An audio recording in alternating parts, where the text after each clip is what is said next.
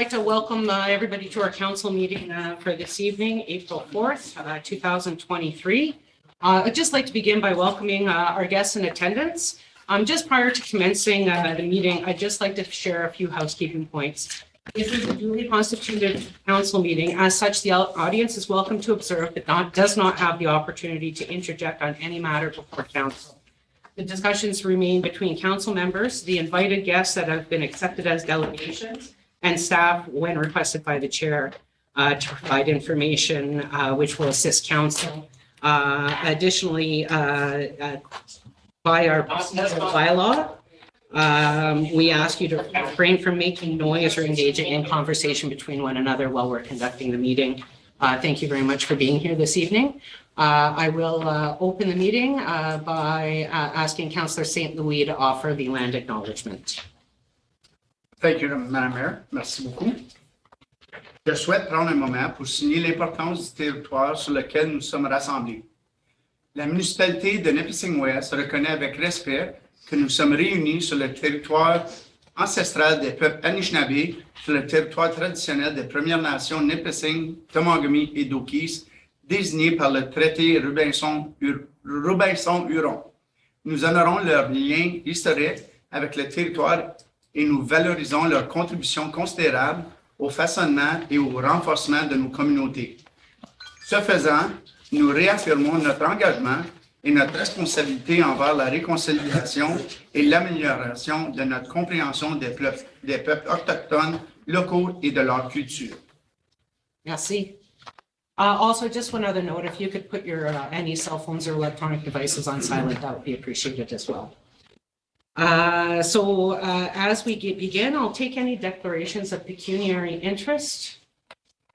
Seeing none, we have an addendum for this evening. It is moved by Councillor Restoul and seconded by Councillor St. Louis. Be it resolved that the addendum for the meeting of council held on April the 4th, 2023 be approved as presented. Okay, questions or comments? All those in favor? Carried. Before we table the agenda, I would like to propose that we move item 8.1, which is the, notice of motion, to just after our delegation from Near North Palliative Care Network to respect the time of the people in our audience this evening. Any opposition to that? I will have the clerk read the motion, please. It is moved by Councillor St. Louis and seconded by Councillor Restoul. Be it resolved that the agenda for the meeting of council held on April the 4th, 2023 be approved as presented. Questions or comments? All in favor? Carried. Thank you. Okay, to begin our meeting this evening, we have a delegation from the Near North Palliative Care Network. And here to speak to us about the services they offer and their importance in the community is Scott Gardner. Mr. Gardner, welcome to our council meeting. Thank you. As mentioned, my name is Scott Gardner. I'm the hospice coordinator with the Near North Palliative Care Network. Our offices are located in North Bay. We are the volunteer visiting hospice for the Nipissing and East Parry Sound regions. So our catchment area stretches from Novar in the south, north to Temagami, east to Mattawa, and to West Nipissing as well. So we cover quite a wide geographical range. We've been around for 35 years. And we offer services such as palliative support, caregiver respite, grief and bereavement support services, activities for seniors such as yoga, music therapy, art workshops, and so on. All of our services are completely free of charge to the public. And we are able to do that because our organization is completely volunteer-based. And without our volunteers, we would not be able to do what we do. So I'm here tonight to just share some statistics with you, and hopefully you are already aware of some of these issues that we are facing currently and that we will be facing in the future in regards to aging and palliative care. So By 2046, there's going to be 1 out of every 5 Ontarians aged 85 and up. And that translates to about 4.6 million people in Ontario that will be aged 85 plus by 2046. In Ontario currently, we have around 4,500 palliative care beds in the entire system. That is between hospitals, long-term care facilities, and residential hospice. So before I continue, just like to make the distinction between what we do, the visiting hospice, and the residential hospice. A visiting hospice is where we send our volunteers out into the community to give support wherever it is needed. Our volunteers travel far and wide, summer, winter, it doesn't matter to people that need support. Whereas the residential hospice, such as Serenity Hospice in North Bay, is at the end of someone's life where they live for their remaining days.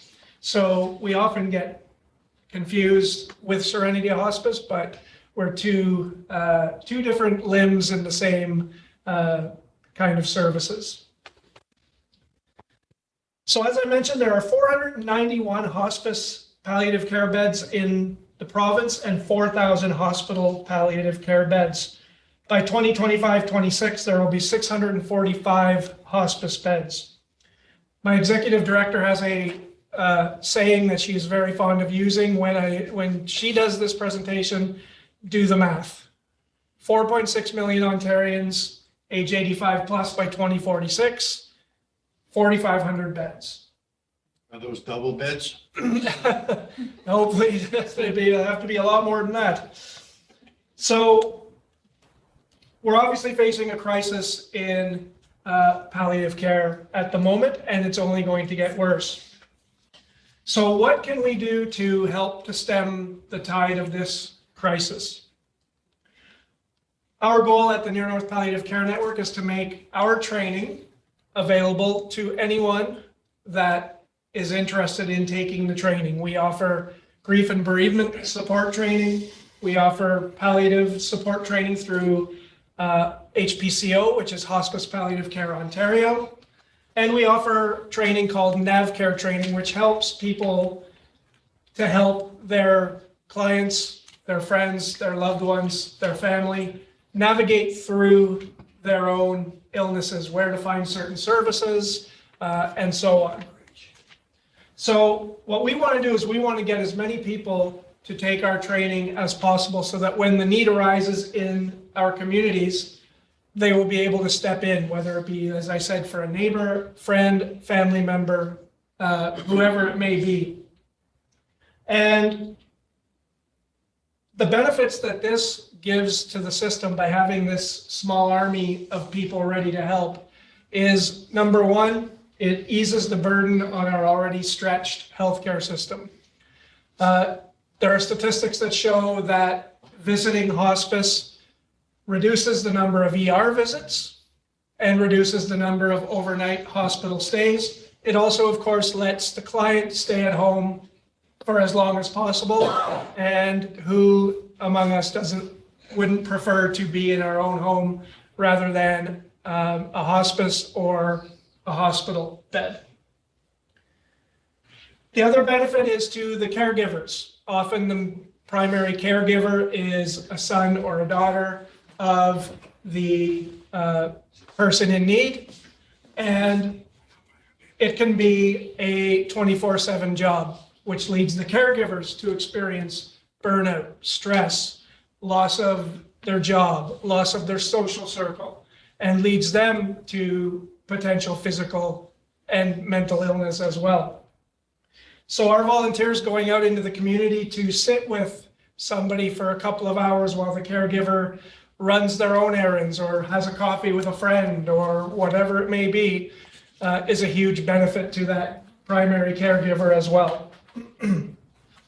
So what we're doing is we're meeting with the leaders in all of our local communities to advocate for our services, to make aware the need for volunteers, as well as to make aware everybody of our training that we have to offer. Even if you don't become one of our official volunteers, we still want everybody to have that training available to them.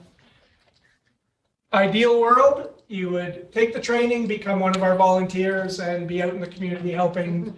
But as I said, if what happens is that people are trained, they don't become our volunteers, but they're still helping in their own community, that's also a win for us as well. So we're looking for the help of the communities in any way possible, be it through advocating for our services, making people aware on your social media platforms, your website, whatever way possible. Make people aware of our organization, the training we have to offer, the services we offer, and so on.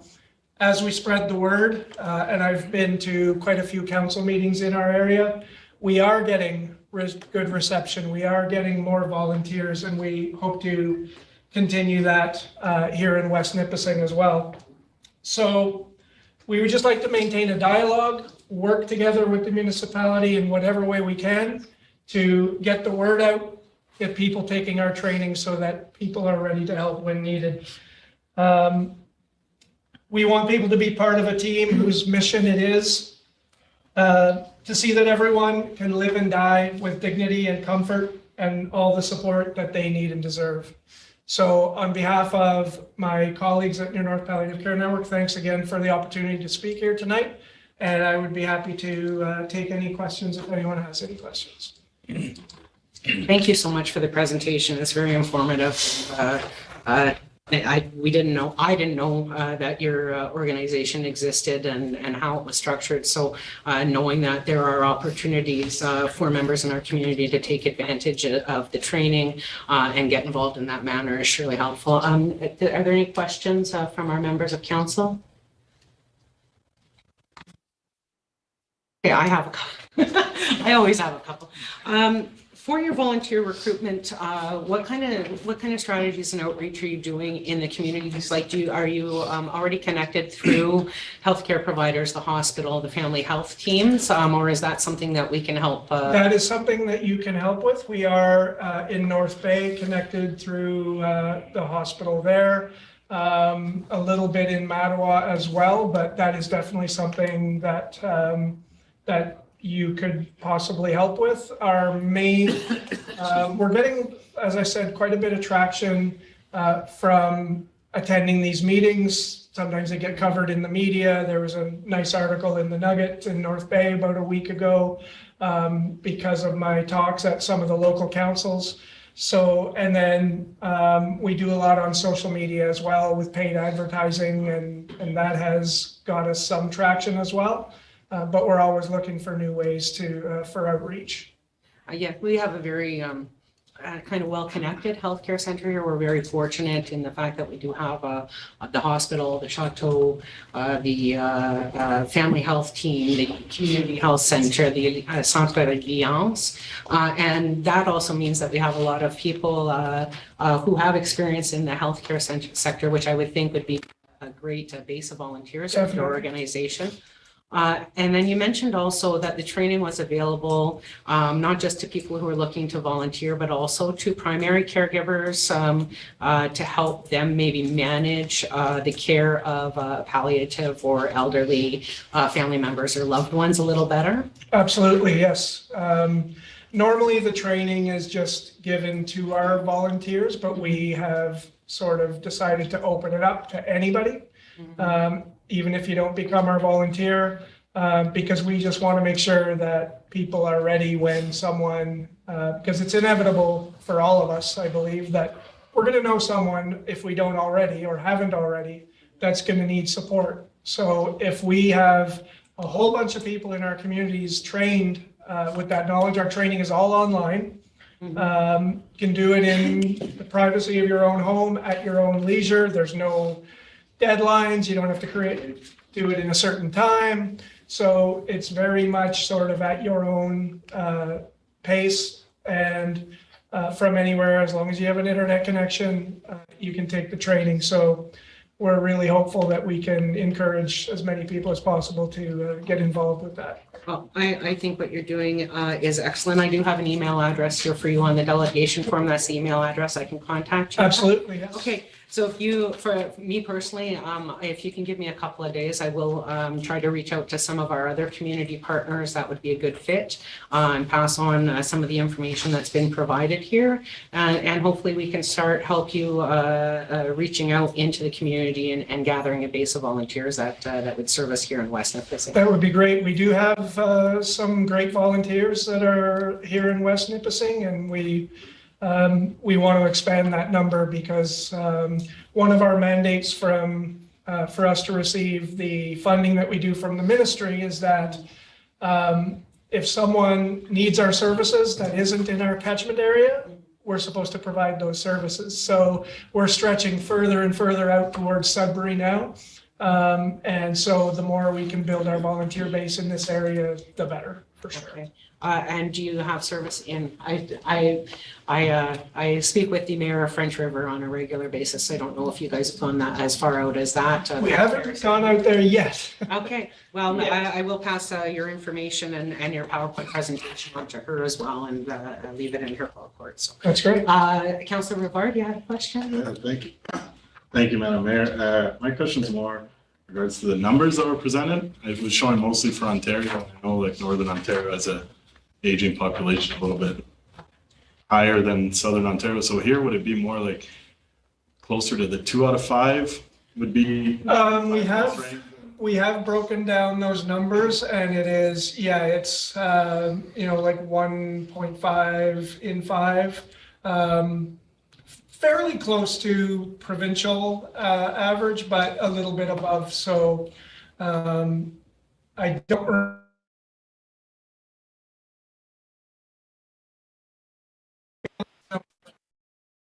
For sure. And again, that just reiterates the need to get more people trained and more volunteers. Thank you. You're welcome. Any other questions? Councillor Still. Through you, Madam Mayor, just a quick question. I know you mentioned about the, well, first of all, thanks for the presentation, but you mentioned about the training and how you can take it at your own pace. Generally, how long would it take someone to move through if they're working regularly at it? So for example, our NavCare training, which is the training that helps people navigate to find services and advocate for their loved ones, it's about a 6-hour course. The HPCO training is a little bit longer than that. I believe it's a 12-hour course or thereabouts. I think there's 12 modules that take around an hour each. And then the grief and bereavement training, that's our own in-house training. I think it's a 10-hour commitment. So, and you don't have to take all of them. That's the thing. If you're more interested in the grief and bereavement support, you can take just that. If you're more interested in the palliative side of it, you can take just those two.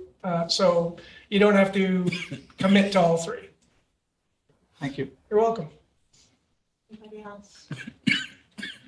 Okay, thank you again, Mr. Gardner. The presentation was excellent and the information is excellent. And I think from the looks I saw around the table, it's something that our council would love to see grow and expand in our community because there's clearly a need and it's a great service. So thank you very much for being here tonight. We really appreciate it. Thank you for the opportunity. I appreciate it. And we all hope to see you appear in our volunteer list maybe one day, but yeah, thank you. When you're retired. Maybe. When I'm retired. All right, thank you, everyone. Thank you so much.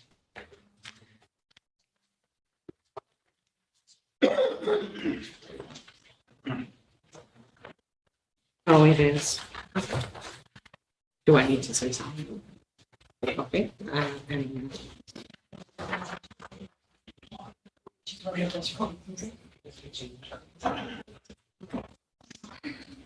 Okay, with that, as we discussed, I said 8.1 when we approved the agenda, but it was 7.1. We're going to move to the discussion about boards and committees reassignment. So, Madam Clerk. Sorry, you need a seconder? May I have a seconder to the motion? Councillor St. Louis. It is moved by Mayor Kathleen Thorne and seconded by Councillor St. Louis. Whereas the creation of 2 new boards and committees of council necessitates reassignment of council members to various committees and boards, and whereas council has a duty to ensure that members assigned to committees and boards are capable and willing to act in the best interest of the boards and committees they represent, be it therefore resolved that the revisions to the boards and committee assignments for the council members for the term 2022-2026 be accepted as presented. You know what? I should have passed the chair to Jamie. Yeah. I am going to step away from the chair since it is my notice of motion. So our Deputy Mayor, Jamie Restool, will chair this item on the agenda for us. Thank you, Madam Mayor. So as was read, we have the notice of motion in front of us, and within our. Okay, I would like to make a motion to amend on one item. On the attached schedule, I have myself listed in the portfolio for economic development or as a seat in economic development. Councillor Rivard is a member of the board of the Chamber of Commerce and has indicated an interest in being involved on that committee. As mayor, I am an ex officio member of all advisory committees of council and intend to fully participate with economic development. But I would like to propose that I be removed from the official assignment and Councillor Rivard be assigned to the Economic Development Committee. So I need a seconder for the amendment. I need a seconder for the amendment, please. Grenier?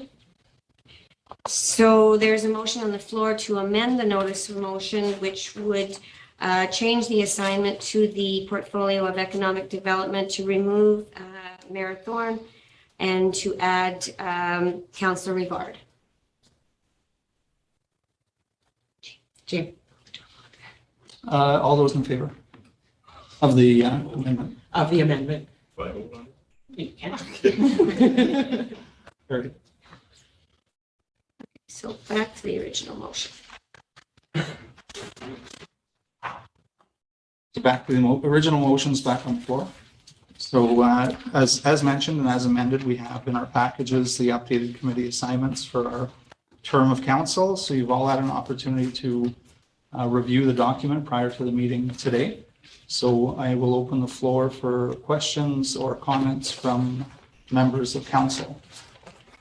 See Councillor Tessie online. Go ahead.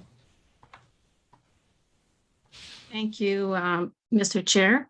I do have a comment that I want to express. I wish to remain as a member and the chair on the board of directors of Chateau, because as a member assigned to the board of directors and elected as chair, I am capable and willing to act in the best interests of Chateau and of its residents. After listening to many caregivers, personal support workers, and family members, I feel the need to support their claim that the residents' plan of care is not followed as intended by the Fixed Long-Term Care Act. The plan of care in the Fixed Long-Term Care Act says that the duty of licensee to comply with the plan, and they define a licensee as the holder of the license issued under this act, and includes the municipality or municipalities or board of management that maintains a municipal home. Section 7 says the licensee shall ensure that the care set out in the plan of care is provided to the resident as specified in the plan. So to support that the plan of care is not followed per the Fixed Long-Term Care Act, I was informed by personal support worker that when a plan of care was returned to the administration with some services of care not performed by the PSW because of lack of time, or they were asked to attend to another resident without finishing the services, the plan of care of the original resident, the administration would reprimand the PSW for leaving those sections of care not provided unchecked. So the PSW had to either indicate that the care was provided, even though it was not, or that the resident refused the care, which was not the case. Also, how would you feel if a PSW told you to pee and poo in your diaper, and I'll come back to change you later, instead of helping them go to the bathroom. A caregiver also told me that they have kept a diary from the day their family member entered Au Chateau of all the negative events, and after 3 years of writing their negative events and submitting complaints, had to stop because it all fell on deaf ears. Our position as board members is to ensure that the administration follows the Fixed Long-Term Care Act in the operation of Au Chateau. Part 6 of the operation of the home states that directors, officers, duties of directors and officers of corporation, Section 75, where a licensee is a corporation, every director and every officer of the corporation shall ensure that the corporation complies with all requirements under this act. And that every person who fails to comply with this section is guilty of an offense. And lastly, reports and complaints, licensee must investigate, respond, and act. So I want to thank everyone who reached out to me and provide the negative experience of their family members' plan of care. And I wish to remain on the board so we can work together to discuss the how we can resolve to make sure that the plan of care is followed based on the act. Thank you. Councillor Tessie, do we have comments around the table? Councillor Pellerin. Yes, I'm also on the board of Au Chateau, and I know it's the mayor's decision, I guess, to put the committees in place at the beginning. I don't know if it's still like this. To me, if a board member wants to stay on the committee, even if it's extend another, even if instead of being 4, it goes to 5. If somebody shows interest to stay on the committee, he should be able to stay. From working with Mrs. Rochon and Mrs. Tessier on that committee, I know Mrs. Tessier does a hell of a job. I hear about it from other people. She puts in a lot of hours, and she's doing it for the right reason. And she likes to follow policies, and bylaws, and she a fouille pour ça, elle les trouve, and she does a good job. So, to me, if she wants to stay on that committee, she should be able. That's my opinion. Yes, okay, thank you. And just as a comment, I'd say I don't think we're here to decide on the size of the committee. That's something that's brought to us from Chateau or the Old Chateau. We have seats there that we, through the mayor and through us agreeing, appoint those members of council there. So appreciate the comment. I don't think that's part of the motion here. It's just for the appointment of council members as the structure exists within all of the boards and committees that are in front of us. But appreciate your comment. Okay. Any other? I'll address that. I did put the motion forward, and I did recommend that Councillor Tessier be removed from the board of the Chateau. And I did so because there have been some concerns in regards to the use of social media and to the responsibilities of being a board member and representing an organization. So at our last meeting, during the course of the meeting, I received 3 or 4 text messages with screenshots from Facebook that contained a comment by Ms. Tessier on a post that was critical of the management and operation of the facility. Unfortunately, the administrator of the chateau was also made aware of this post. And the attacks that were made on him and condoned by Madame Tessier in her post is going to have an impact on the relationship that we are able to develop with our partner. The chateau has a infrastructure asset value of over $100 million. They have an operating budget every year of $17 million, with $13.5 million of that money going into our community in wages and benefits. The importance of this facility cannot be underestimated for our community. And the fact is that You're a bully, that's all. that- You're a bully. I am a bully. and the fact is that when we're both in our roles as council and when we're assigned to boards and committees, we are Thank you. expected to represent the best interests of the organization.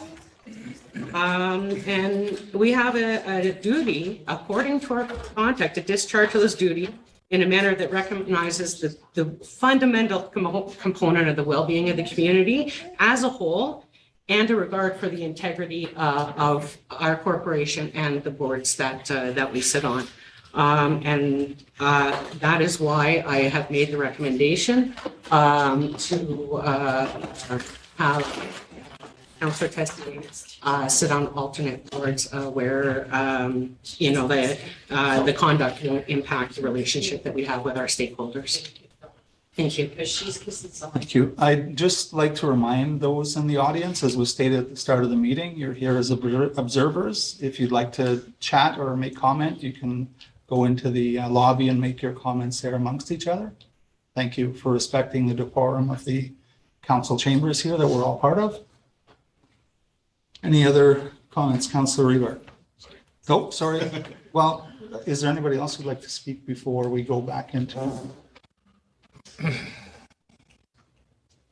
comments?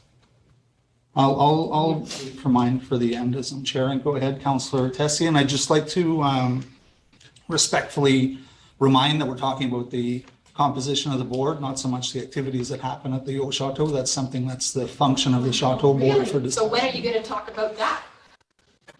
I'll leave, because you're not. You're the same as before. What about freedom of speech? There is no freedom of speech in Weston Nipissing. Yes, Spend May I some re- time in the chateau and the hospital and see how bad it is. See how many med mistakes they have made that I have observed, and talk to someone they've done nothing about. Wow. may I proceed? Sure. I would like that comment read. If you have that comment from Facebook, please.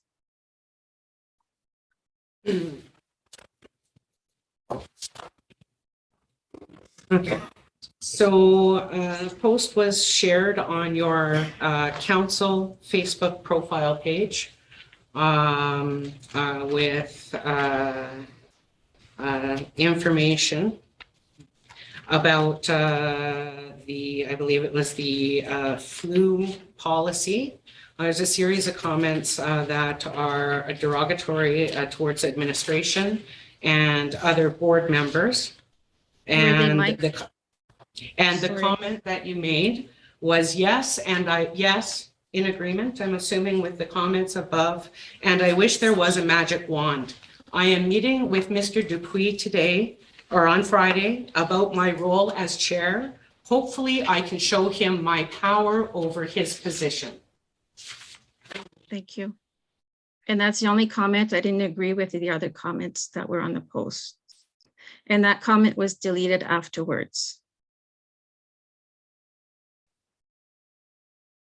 Thank you. Any other comments? Councilor Weaver? Through you, Mr. Chair, I would be in agreement that the comment is definitely hurtful towards a relationship with such a valuable community partner.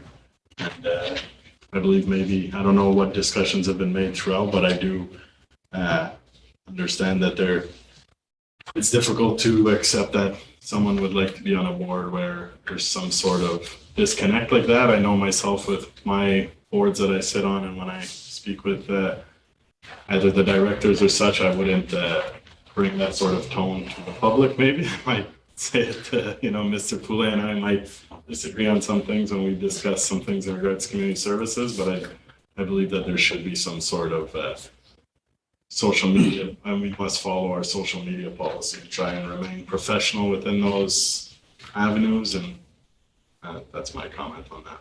Thank you. Any other comments?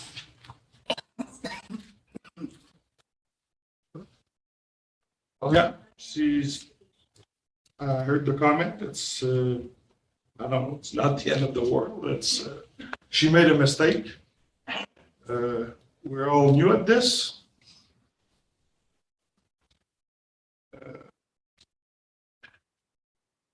That's all. I'll go vote. All right. Through you, Mr. Chair. Stop joking.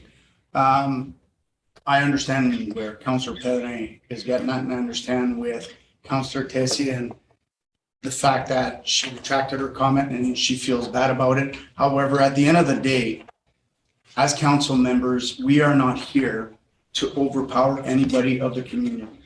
We are representative of our community. We are representative of the people of our community. We sit on boards, we participate on boards.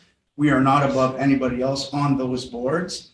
And I think unfortunately, if the comment was made out of, what's the word I'm looking for, out of emotions at the time, the fact remains that the comments were made. And I do agree that unfortunately, we need to keep our partners from our community, whether it's the Chateau, whether it's the police boards or economic developments or the youth advisory or whatever. We need to remain on the same playing field as members of council than as anybody else in our community. Thank you for those comments. Just looking around to anyone who might. Just to add to this, we still represent the public.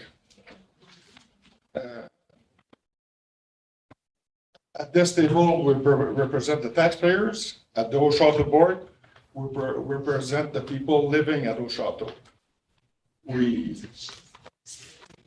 I think that's what she's working hard to do.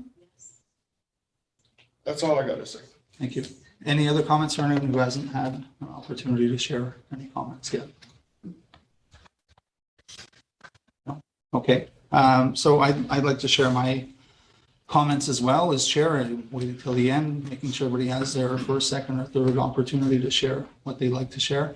I think there's a number of issues involved in this particular situation and what was outlined in the notice of motion that came forward. And I'm looking specifically more at the council having a duty to ensure that members are assigned to committees and boards and are capable, willing to act in the best interests of the boards and committees that they represent, whether it be the Chateau, the Police Services Board, the Health Unit in North Bay. We're there to represent the community and to represent council in the best interests of those organizations and to move issues forward there in the best interests of the individuals who are affected by those specific boards or committees. At the same time, we have policies that we've all endorsed here at the council table. Social media policy being one of those policies. Okay, if someone says they made a mistake, but it's still a policy that's in place. And it's still us to represent ourselves at those boards and committees to the best of our abilities. And when comments are made, as they were made on social media, you can delete them, but they're still there. Lots of people saw those comments. They aren't conducive to a good relationship with the administration at Haut-Château. And as was mentioned by a couple of folks around the table, it's a great asset in our community. It's some of our most vulnerable community members who are at Haut-Château. And the function of the board at the Chateau is much like our function here with our staff, is to give them the best direction and set policy that best suits and helps the community members who reside at Haut-Château and receive services from Haut-Château. And if we don't have the trust and the relationship between the board and the administration, it's not going to move forward in the way that everybody wants it to move forward. I've heard some comments about how this council compared to last council. I'm not going to get into that kind of discussion in my comments. We're trying to move forward positively. We're trying to foster good relationships between all of those service providers within the communities, which we sit on those boards and committees to represent. I've seen more than just the individual post that was posted. There was other things that came forward on Facebook in terms of posting things, again, with our social media policy, posting views of other people on our social media sites that we represent, and we put in the title that it's John Doe from Ward 6 or whatever it might be. Those are comments you're making that are in your position as a council member. In our social policy, it outlines those faux pas, if you want. It's not a position of the council as a whole, but you're making those comments as your seated council position. So all of those things put in place, I think that definitely we need to fix the relationship there, because it's definitely, there's been a number of challenges that have come forward with the Chateau. And if we want to move forward and get away from where we were a couple of years ago, there's lots more than just sitting at this table that's involved in that. What's also involved is making sure that we're good community partners where we sit on boards and committees. And I don't think that that was followed in this case. And we'll vote on this, obviously, for the motion. But those are my comments I'd like to make. It doesn't have anything to do with the function of the Chateau. That's the Chateau board to deal with. We're talking about the position of the council members on the Au Chateau board. That's what's in front of us here. And just before I go back to you, Councillor Tessier, I just want to add too,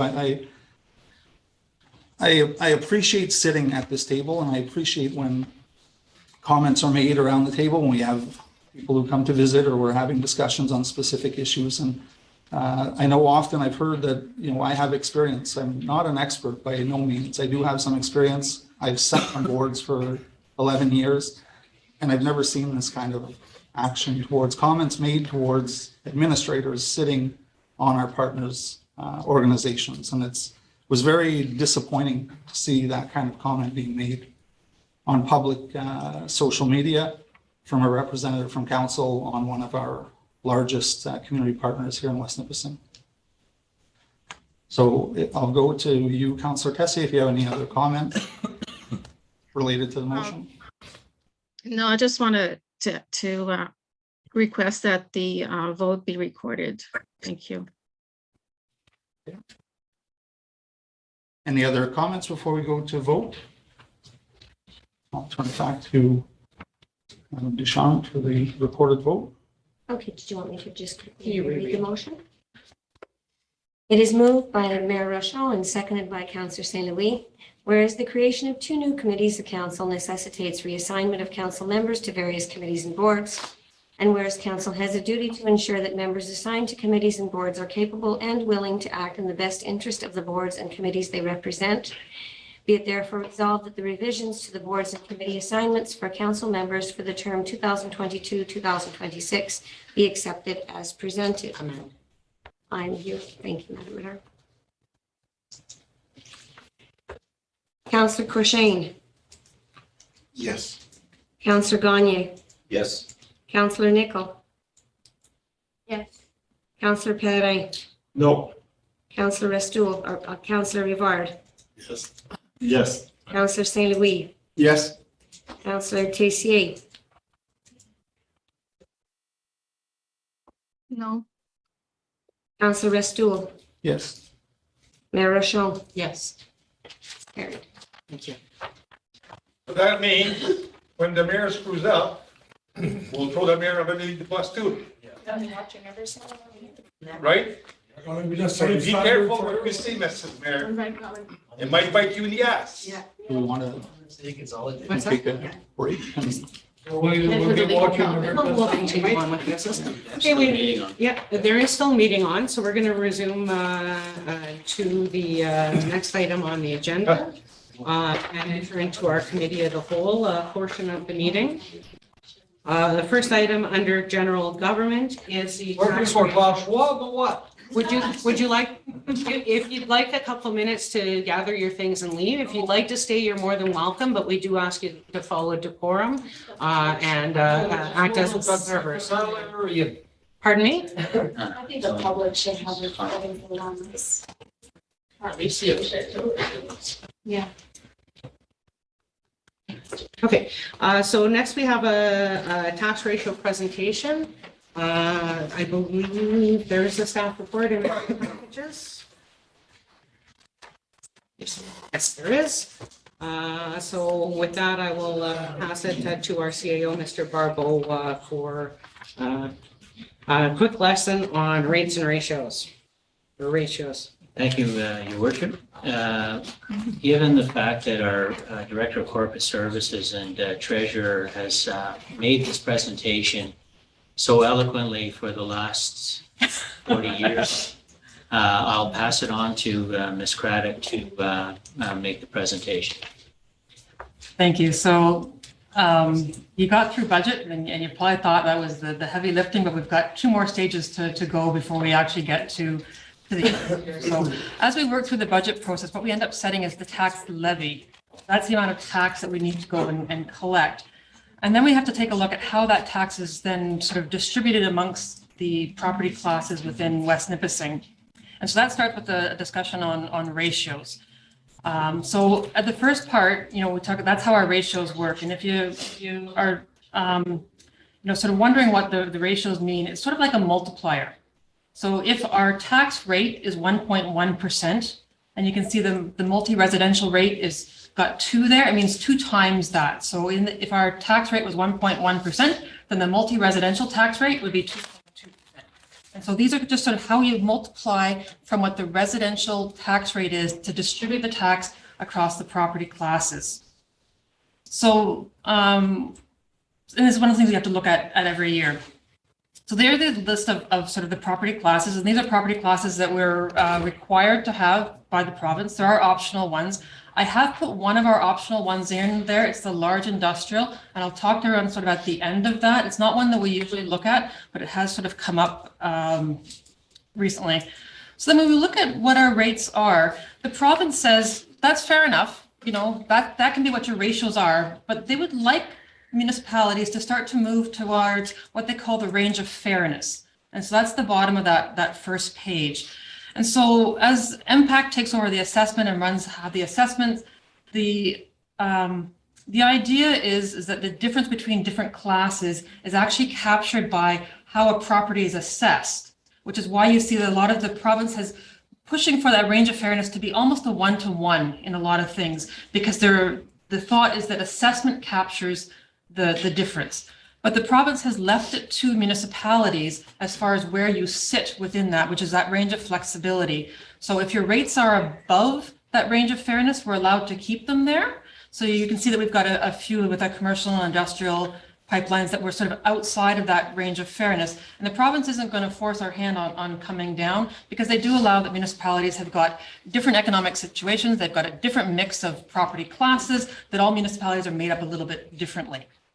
The multi-res is one that back in 2018, the province started to force our hand on, and that they forced everybody down to that 2. We were a little bit higher than that. And they brought in this new class called new multi-res.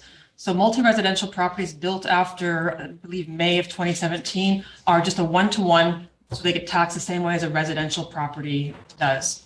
So multi-residential is not your basement apartment, or it's not even your triplex or your fourplex. It's 7 units or more. So they are the bigger class of properties.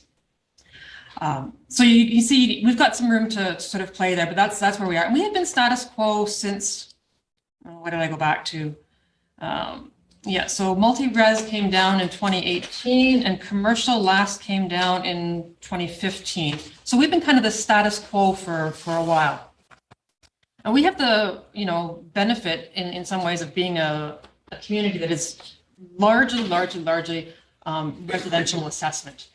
So that when we make changes to multi-res rates or commercial rates, or if you were looking at industrial rates or that, it can have fairly significant impact on that class without having a huge impact on the residential class because our residential class of assessment is so large. So we just run a few scenarios for council each year, but really, you know, it sort of depends on what you want for this year, what you think of as far as goals. You know, we can look at other scenarios. So if we flip to the second page there, and I give you this based on $100,000 worth of assessment. So if we were just to reduce the commercial ratio by 1%, so not the rate, we'll talk about rates later, but not just the ratio by 1%, then you can, on every $100,000 of commercial assessment, they can save $19, but it's only going to cost the residential folks an extra $1 a year on their taxes for that kind of shift. Obviously, if we reduce the commercial rate by 2%, the ratio, it just sort of doubles that. So there you can see that there's can have some impact on a group without having a lot of impact on your residential rate. Multi-res is about the same. So again, if we reduce our multi-residential rate by 1%, it can save on $100,000. It can save that multi-residential owner $22 while only costing the residential user 39 cents on $100,000 of change. And then again, we double it up with 2%. So like I said, you know, you've got, and then I give you an option of if you do commercial and residential together. So when you're looking at this, you know, you have to look at sort of what your, you know, what your goals might be with, you know, commercial development, with multi-residential development. The one thing I will mention though is that with the multi-residential, we have agreements with a couple of our owners of multi-residential complexes that have been in place for now 10 or 12 years now, probably. And so, yeah, I think it's probably about 12 years ago, the province came to the table with money for people that wanted to redevelop properties or build new multi-residential properties that would be affordable housing. And so the province funneled this money through the DSABs. And so the agreements are between DSAB, ourselves, and the owners of these properties that if they maintain affordable housing units, that we reduce their multi-res rate down to residential rate anyways. Those agreements are set to run out kind of in the next 8 to 10 years. And so, you know, they've already started asking sort of what's going to happen at the end of that window. So multi-res is a little bit weird because we do have this group with our kind of our largest assessments that are already getting written down to a residential rate. We've got any new multi-res that's being built that comes in as a 1-to-1. And then we've got this little group of folks that are being taxed at a 2-to-1 ratio. So they are a little bit of odd that we don't necessarily have an even playing field amongst all of our multi-res owners in town. So that's kind of what the scenarios. And like I said, you can look at where the scenarios. You can say yes, you know, like we've talked about where you want to get out. If you have a kind of a goal between here and the end of your term where you want to see things, we can sort of phase things in over the period. There's not kind of a right or wrong answer to any of this. Just look at, you know, we've got, you know, we only have sort of 25 multi-res properties within the municipality, and we've got about 300 commercial properties. I think our commercial properties, again, tend to be smaller commercial properties. They've got assessment averaging or median under $300,000 there. So that our commercial properties are all sort of smaller, small business commercial properties. I know I'm running through a lot. I am going to jump back to that industrial one for a second. We don't typically look at the industrial rate when I have this conversation. Councils tend to be interested in the commercial and the multi-residential rate. We don't obviously have a lot of industrial property within the municipality. The large industrial is a rate that we have on the books. It's an optional rate that we have on the books. There are no properties in that class right now, which is probably why we don't usually deal with the multi-res property. However, our Director of Community Services and Economic Development came to me kind of last year because we've had some inquiries recently from properties that are going to fit into that large industrial if they build and are looking at that tax rate and are a little bit concerned about that tax ratio. Our tax ratio on the large industrial is larger than Sudbury's tax ratio. It's larger than Espinola's tax ratio. It's larger than North Bay's large industrial. So it is a bit of a hindrance if we're looking at large development in West Nipissing. So it's certainly one that council could reduce at this point without any impact to anybody else, because there are no properties in it right now. And that might position us a little bit more favorably or competitively if we've got folks looking at large industrial development in the area. So what happens after this when we talk about what the ratios are? After that, then I then kind of run it back and we take a look at what the actual tax rate is going to be. So when we were talking earlier during budget time, and we were talking about, $78 per 100,000, that's based on no change to this tax ratio. And then once we get down to tax rate, then that's how it rolls out to how the individual feels them. But the second step we got our levy now, the second step is looking at ratios and what councils want to do with ratios as far as how the tax burden is spread. I'll turn it back to you, Madam Chair. Thank you. It's very educational. It's a lot. I apologize. A lot of information there, but very interesting. I will open up to the floor. Councillor Pellerin was quick on the draw. Okay. Thank you, Madam Chair. Large industrial, can you give me an example of the business? So a large industrial, and I should spell it, is 250,000 square meters or square feet of floor space. So it's big buildings. So, and the industrial park that we got there at Toulouse Crescent. They are not large. Sitting at the back, they're not even They're close? not, no. Okay, so the odds that we're gonna see something here. We've had some inquiries, which Yeah. is why I'm bringing it to council, because if you make the change now, it doesn't impact anybody, because there's nobody in that group. Yes, makes sense. Thank you. Danny? Madam Mayor, Oh, go ahead. what would you recommend for a large industrial taxation percentage be at compared to other areas? And kind of like to be a bit below so we can attract. Yeah, so when I look at other areas, Timiskaming Shores, that's not one. So, Kenora and Sudbury, their large industrial is just slightly above their industrial rate, but sort of like a 0.5 above the industrial ratio.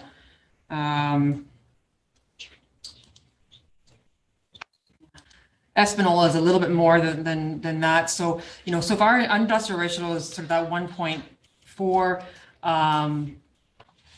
I don't even really have a great answer for you, Councillor Gagne. You could go right down to, like I said, because there's nobody in that class right now. I mean, you could go right down to the same as industrial and let, assessment carry the rest of the difference. Or you could say, no, I think that large industrial actually do put a bit more strain on some of our services, roads, trucks, that kind of stuff, and that we should have a little bit more. And, if you look at the other ones, they're sort of, is it 0.5, 0.7 above the industrial rate, which would get us to, 1.9, 2, that kind of range. So I guess my question would be like, would a 2.5 or 3% be something feasible or workable in regards to we're going to have additional expenses for large industrial? Yeah. So absolutely, that certainly gets it down from where it is now. It gets us down, actually a little bit below Sudbury, if we're looking at what our neighbors are. And so, again, might be a reasonable place to start. Yeah. Okay, thank you. Councillor Ribar? Through you, Madam Chair, and through you, Mr. Fargo. I agree with that industrial rate, large industrial rate, bringing it down so that, again, it'll increase the amount of strain on our services, our roads and all that, but it will also bring in some job and economic development. So I think we should make our area a little more attractive for that. I wouldn't like seeing it any more than three, but I guess you'd come back with some comparables, then we'd be able to share if that's the case. But my other question would be, our commercial property rates lower than our neighboring communities with the way they are now? Because I know you showed with a 1%. Is it because we're high right now? So that's kind of hurting that.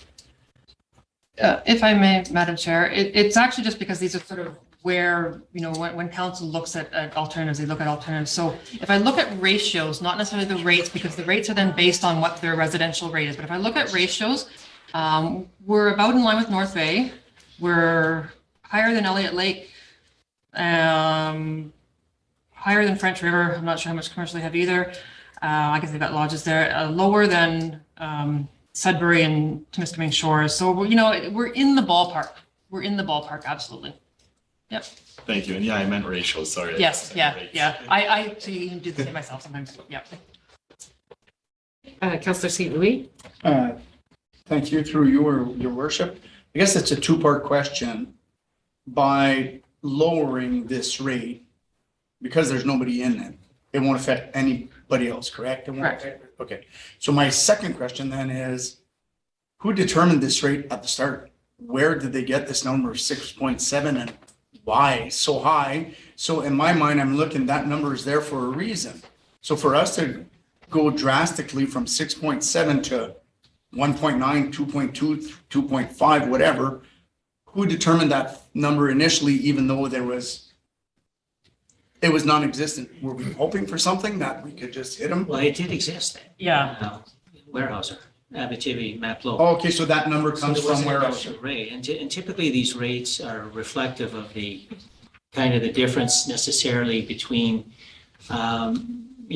between, like, let's say in Toronto, that large industrial rate, there's a lot. In Sudbury, large industrial rate, you're looking at Valet, you're looking at Extrator, whoever's there now, they change their name a lot. So that changes a little bit. So the less you have, sometimes the more you want to get, unfortunately, from the one person. Now, whether that's an economic negative, when you're looking at something that size, they exist here to process pulp that was coming down the river. So it isn't like they can just pick up and go elsewhere. So, there's a lot of factors that come into setting those rates originally, but that would have been historical, Councillor St. Louis, from the Sturgeon Falls days. Thank you. That's a good question. Anybody else with questions? Okay, so I did hear from Councillor Gagne and Councillor Rivard and partially Councillor St. Louis that we might be interested in making an amendment. I wasn't sure where you were standing on it. Making an amendment to the large industrial rate. I would happen to agree with that too, especially if there are opportunities on the horizon. I think it's really important that we remain competitive with neighboring jurisdictions and competing jurisdictions. I will also say that we do tend to be a more attractive place for development because our planning department is very efficient and does try to get things through quickly. And we also have zero development charges,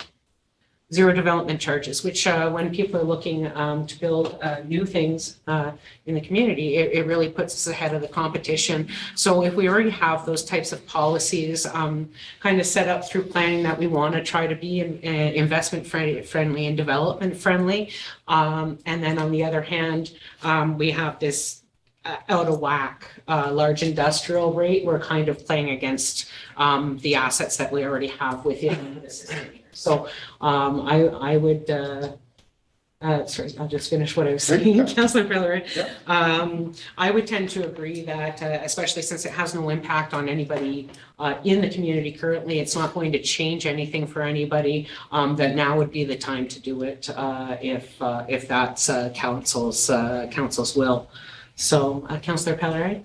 Yes, Mayor, thank you. Which lands do we have in West Nipissing that could be built for large industrial? Other than the Toulouse Crescent there? I don't, through you, Madam Mayor, I'm not sure when you're looking at that you're looking at lands that may be zoned industrial already. I think you have a lot of land in West Nipissing that could be subject to rezoning to accommodate this. So you could have rural land right now that would be subject to a rezoning that could accommodate that. So we have a lot of land. The existing industrial land that we have No, I don't think that that is large enough where you indicate. I think that you might have some on LeBlanc Road. But even at that, I believe the size would be a lot larger than that. And so you'd be looking, you know, without speaking to an initiative that is would be, you know, confidential to those developers who are looking to come here. That's about as much as I'll tell you, but it could be a rural off anywhere off a highway, 64, 575, 17, you know, close to, you know, close to amenities. Depends on what the industrial use will be, right? Yeah, just because in my mind, just, it would make a difference for where they built, because for the road maintenance and all this, Absolutely. this would make a big difference. So Any other questions or comments? Okay, we're in committee. I will ask another question of our council. So you've been presented scenarios that show what impact reductions on different classes would have across the board. Is there any of our members that would like to discuss reductions across any of those classes and what those might mean? Just trying to get a sense whether it's large industrial is on the table, but we're happy with the current setup for all the other ones, or if there is any appetite around the table to kind of have a further discussion on adjusting the ratios on the other classes. Okay, Councillor Gagne. Okay, thank you, Madam Mayor. So I'm comfortable with the current ratio. There's not a big difference in the changes on there. But I would like to be very competitive with the large industrial on that portion. I think like I would recommend maybe like a 2% with a reevaluation if we do attract some large industrial companies and there is a burden for maintaining the infrastructure or the roads, that it be reevaluated at that point. I think it would be very attractive for a large industrial company to come settle in West Nipissing. Thank you. Okay.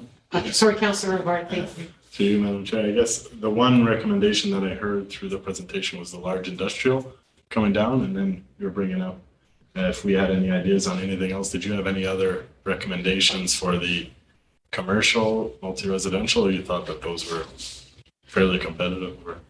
If I may, well, so, you know, I gave you some scenarios on reducing both of those. The multi-residential,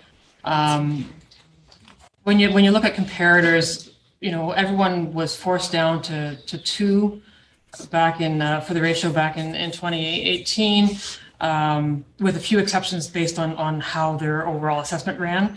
And then the new multi-res came in for everybody at 1. And I haven't really seen in our comparators that there's been much change from that. Everyone has kind of stayed at that 2. So certainly our existing multi-res is in line with, you know, our neighbors and a lot of the province. Yeah, and the multi-res is the only one that I think, you know, it doesn't, you know, is not an instant thing, but just to keep in mind that as we roll through sort of the next 8 years, that we've got a couple properties that are going to be, that are getting a good discount now, that are going to come out of that and go back up, and whether that's going to create a burden on affordable housing as we roll through that, or whether council wants to look at, are we stepping down that multi-res to get to the same as our new multi-res rate and to get to the same as the discount that those properties are getting right now.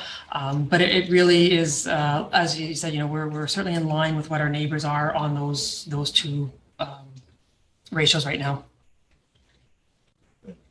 And I guess just a comment, I was kind of in agreement with, I find it odd that some people would be getting dinged a little harder than others for the same type of building. I'm not too sure if that's what we want to be doing in a municipality, but I understand the circumstances. And back to the large industrial, I would prefer seeing it much lower. Again, I'll just reiterate that because I believe some would have a higher strain on our services and on our roads than others. So I'm with Councillor Gagne when he mentioned that we could reassess it at a later time if it is much more of a burden on our municipality. So I'm in agreement with bringing it down. Thanks. Councillor St. Louis. Through you, Madam Chair. So everything that's there right now, with the exception of large industrial, basically, the Strata, you were saying we're staying at status quo, I believe is what you said ish earlier, correct? Well, that's where, I gave you the scenario on reducing stuff by 1% or 2%. If there's, not any appetite, if everyone sort of likes where they are because we are comparable to our neighbors, then yeah, that's status quo. We stay, the rest of them just stay as they are with the ratios, yes. Okay. And as for the large industrial, personally, I believe obviously it needs to go down significantly. However, for me personally, I'd rather see it around the 2.5. I understand Councillor Gagne's point of view, but I also think that it's easier to deal with a possible business that wants to come into town.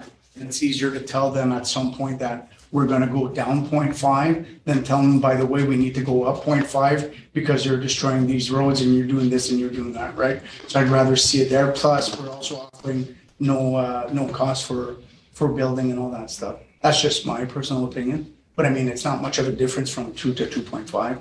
I've always felt that it's easier to go down than go up.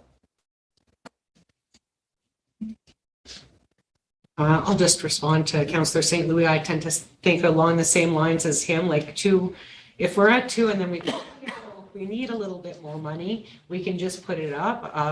From the perspective of the investor that's already then built the facility and set up in town and is employing people, and then we go, oh, by the way, we want more from you. It almost feels like a bit of a bait and switch if that's the kind of strategy that we're going in with.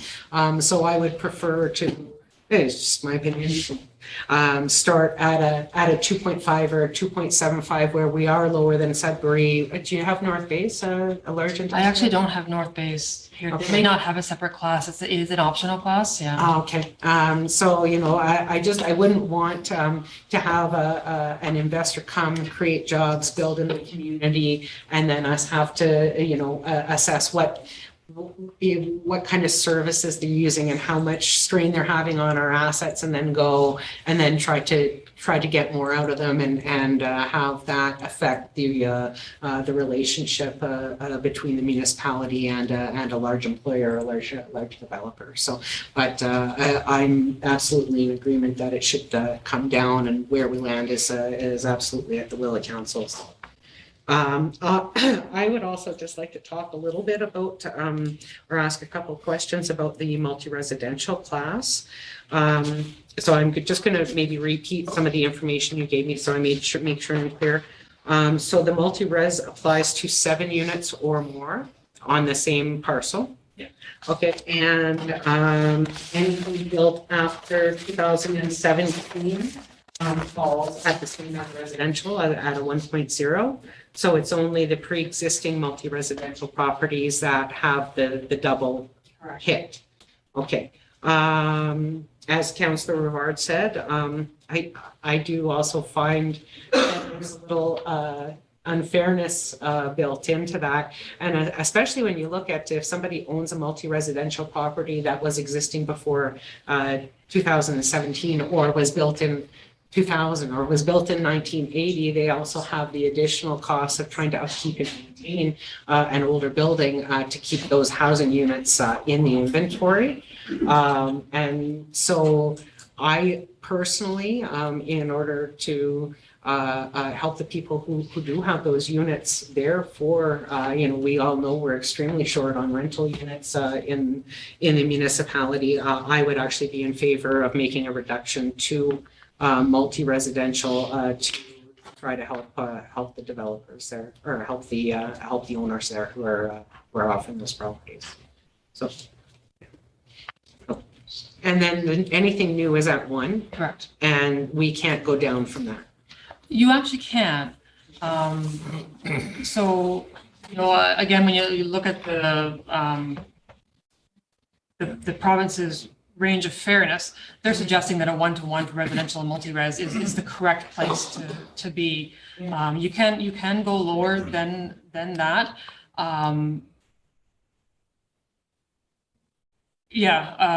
I actually haven't got anyone here who's actually in that lower stage. I do. No, I don't have anybody here who is in that lower stage. And again, the thought is that, the assessment on a building is what kind of drives it, so that if multi-res and residential places are assessed correctly, then the one-to-one kind of works. Yeah, and that does not distinguish between, say, and I know I don't have it. Well, maybe at the Chateau Strata or a condo type ownership-based multi-residential, it doesn't distinguish between purpose-built rental or say ownership model of a multi-residential property. So it does actually, because the ones that are sort of the ownership model actually are already at residential. And they get taxed separately as a one unit. As a residential. As a time. Yeah. So the multi-residential only applies for units that are in the rental inventory. Yes. Okay. So, we just, I don't want to talk too much, but we did just receive our housing strategy.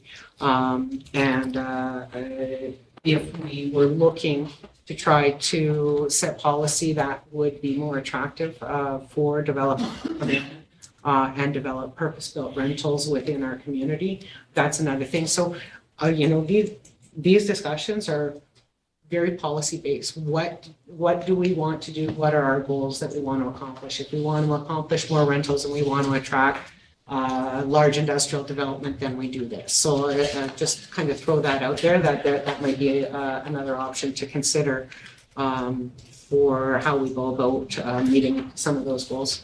Councillor Restool? Thank you, Madam Mayor. Through you, I tend to agree with that as well. I know we did have that large industrial rate there, and I think if we bring that down, it does help possibly set the table a little bit for some of the negotiations that we might have in the future with larger industry coming in, which creates jobs, which creates housing market, stimulates that and stimulates economy in the community. So I think that's a great move. And also your comment on the change to multi-res. I know, like you mentioned, housing strategy, but we look at some of the issues that we're faced with from the social impact within our communities. And if we can make, again, policy-based, and where do we want to see ourselves 4 years from now? We're done our term, and how can we start to build towards that? So I think that's a great suggestion as well. Councillor Pellerin? So, thank you, Madam Mayor. Just so I'm clear, the old chateau or the nonprofit housing building, they wouldn't fall under this. Multi-res? They had one already. So the nonprofit housing is one of the ones that we actually have an agreement with. So they start off at multi-res, but then we write them down to residential because we've got this agreement on the nonprofit housing. So 10 years old. Yeah. But it is a fixed time one, so eventually those agreements are going to run out and yeah. Okay, and the other buildings like the old chateau or the hospital, how does that work? Like if we Payment in so they get not taxed. they're not taxed, okay. Just so I'm clear. Okay, that's it. Thank you. Thanks. Councillor Pellerin? Other questions or comments? Okay, so to wrap up this discussion, I guess we kind of need to put together something cohesive to give back to Elisa. Oh, thank So you. If I can just, so I'm hearing some thought that we like reducing the multi-res ratio, and I'm not hearing a lot of objection to that. Mhm. So, I gave you a couple scenarios here. Are we looking at, the 2%, which would, on 100,000 would save the multi-res owner $44 and only cost the residential owner 79 cents on that? Or are we not quite as aggressive in just wanting to do the 1%? Council? Just a quick show of hands who would be in favor in going to 2% down on the multi-res. That's the prior to 2017 multi-res. 1%. State.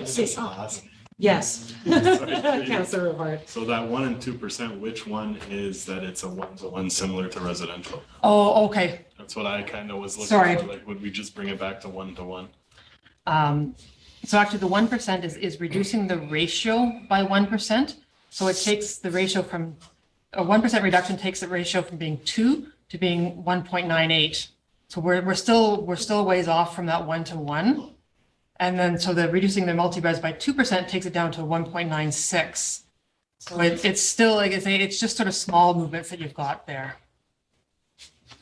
So I'd be in favor of the 2, so. Okay, so we'll go back, I mean, if any member of council would like to propose that we go further than the 2%, that would be on the table as well, but, you know, we might want to take baby steps on that one. So we're on multi-residential prior to 2017, 2%, as shown by Ms. Craddock here. 1, 2, 3, 4. Okay. Yes. Okay. Large industrial. We had recommendations anywhere from 2.5 to 2.75. So if we're going to give it back to Democratic, we need to kind of come to a space and where Councillor Gagne. I'll make that recommendation. Could we do first 2 years at 2% and then year 3 and 4 at 2.5? Like, let's attract those businesses to get good jobs in West Nipissing. Is that bonus? Like, is there? No. Okay. Where there is sometimes problems though, is if you go back to the first page, when the province says the range of fairness and, Can't go back up. yeah, so once you come down, you can't go back up unless you've got some strange things going on with assessment, like, unless their assessment dropped dramatically in between. Other than that, you can't go back down. So Mayor Thorne's thought of starting higher and working down is the better. But again, if council's not sure on what the number is, and we're hearing a few numbers, what I can do is, it'll come back as a resolution next meeting, and I can put it in, let's say at the 2.75, but I'll also bring a little quick memo on just where everybody else is. And so that if council says, no, actually, I really don't like this number, we can change it on the fly at that meeting if council likes that. Yeah, just realize if you reduce the ratio, there's high likelihood that you can't bring it back up after. Yeah. So Careful not to better go too conservative than too aggressive and regretting it. That would be great if we could see a comparator with, North Bay and Sudbury, but then, maybe also Perry Sound or like some other areas close by to see how we compare it to kind of Northeast region.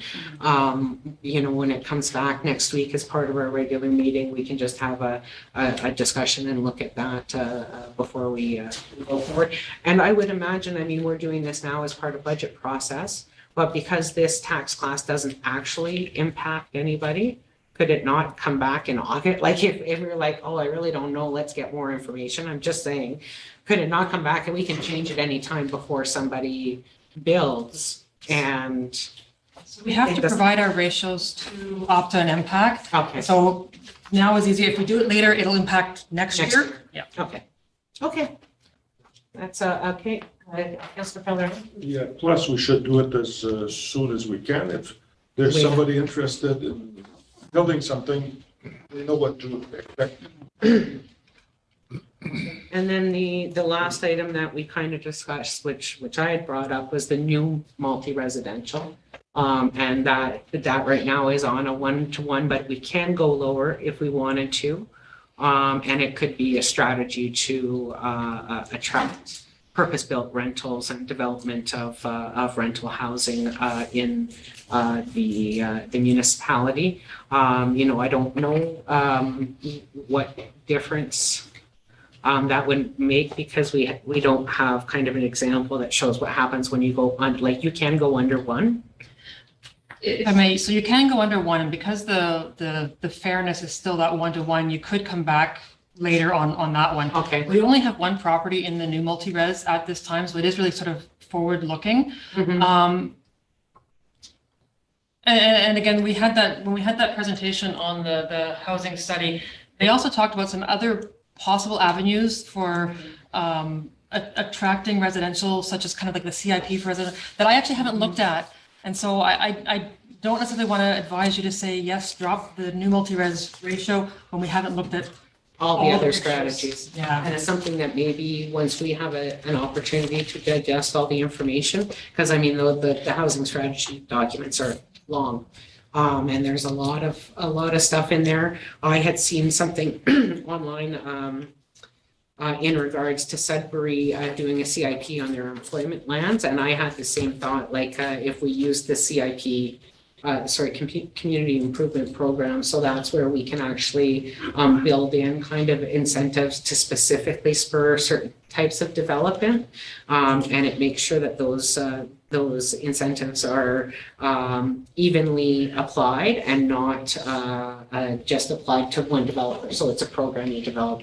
And I thought that CIP for housing or purpose-built rentals, that there was some good opportunities there that I think could probably go to the Economic Development Advisory Committee and see what they come up with. I'm going to go to Councillor Rivard first this time. Thank you through you, Madam Chair. I'm in agreement with Ms. Craddock in regard to not going below the one similar to the large industrial with more strain on our services and such. If you have more, at least if we're not going above the 1-to-1 down, but I don't believe going below would be a good idea, especially with the no development charges. There's some help there. There's also some help with, there should be some grants hopefully coming in provincially and federally for these types of builds. So I believe that 1-to-1 would be sufficient for our. Agreement around the table on that. Okay, Councillor Pellerin. Just one last question on the multi-res. Do they get a break, or how does it work for the water and sewer? I'm just thinking compared to a house. Are they built per unit or? So the first unit is considered 1, and then every other unit is considered 0.5. Okay, So if you had 3 units in a res, you would have 1 and then 0.5, 0.5. Okay, so they do get a break on the water and sewer compared to They're not residential. They're not full water and sewer rate to a residential. That's correct. So they do get a break that way. Right. Okay, with no other questions or comments, I would summarize that the multi-residential prior to 2017, reduction by 2%, and a comparator to come back for discussion at the next meeting in regards to the large industrial rate, which I think that council in theory is reducing. And it's just having that kind of more fulsome discussion about where we land on that, and with a kind of better comparator. So is that adequate for you, Ms. Craddock? Absolutely. Thank you. Okay, given the time, and that one did go a little longer than expected, I will have Madam Clerk, or I need to move her in a second. Can I get a mover and a seconder for a 10-minute recess? Councillor Restool, Councillor Crochet. It is moved by Councillor Restool and seconded by Councillor Crochet. At approximately 8 p.m., a motion was tabled for a 10-minute recess. Okay, all in favor? Carried.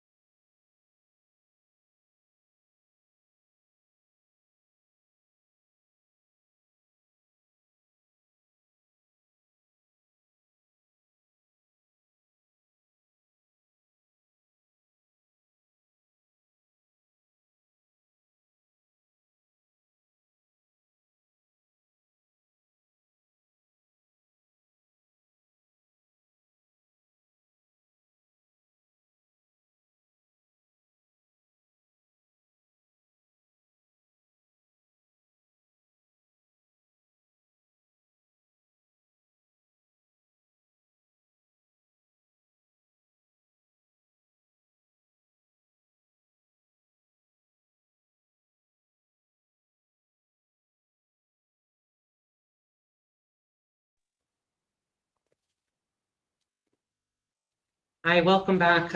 We continue on with item 5.1B in general government financial control draft policy, the staff memo in your package.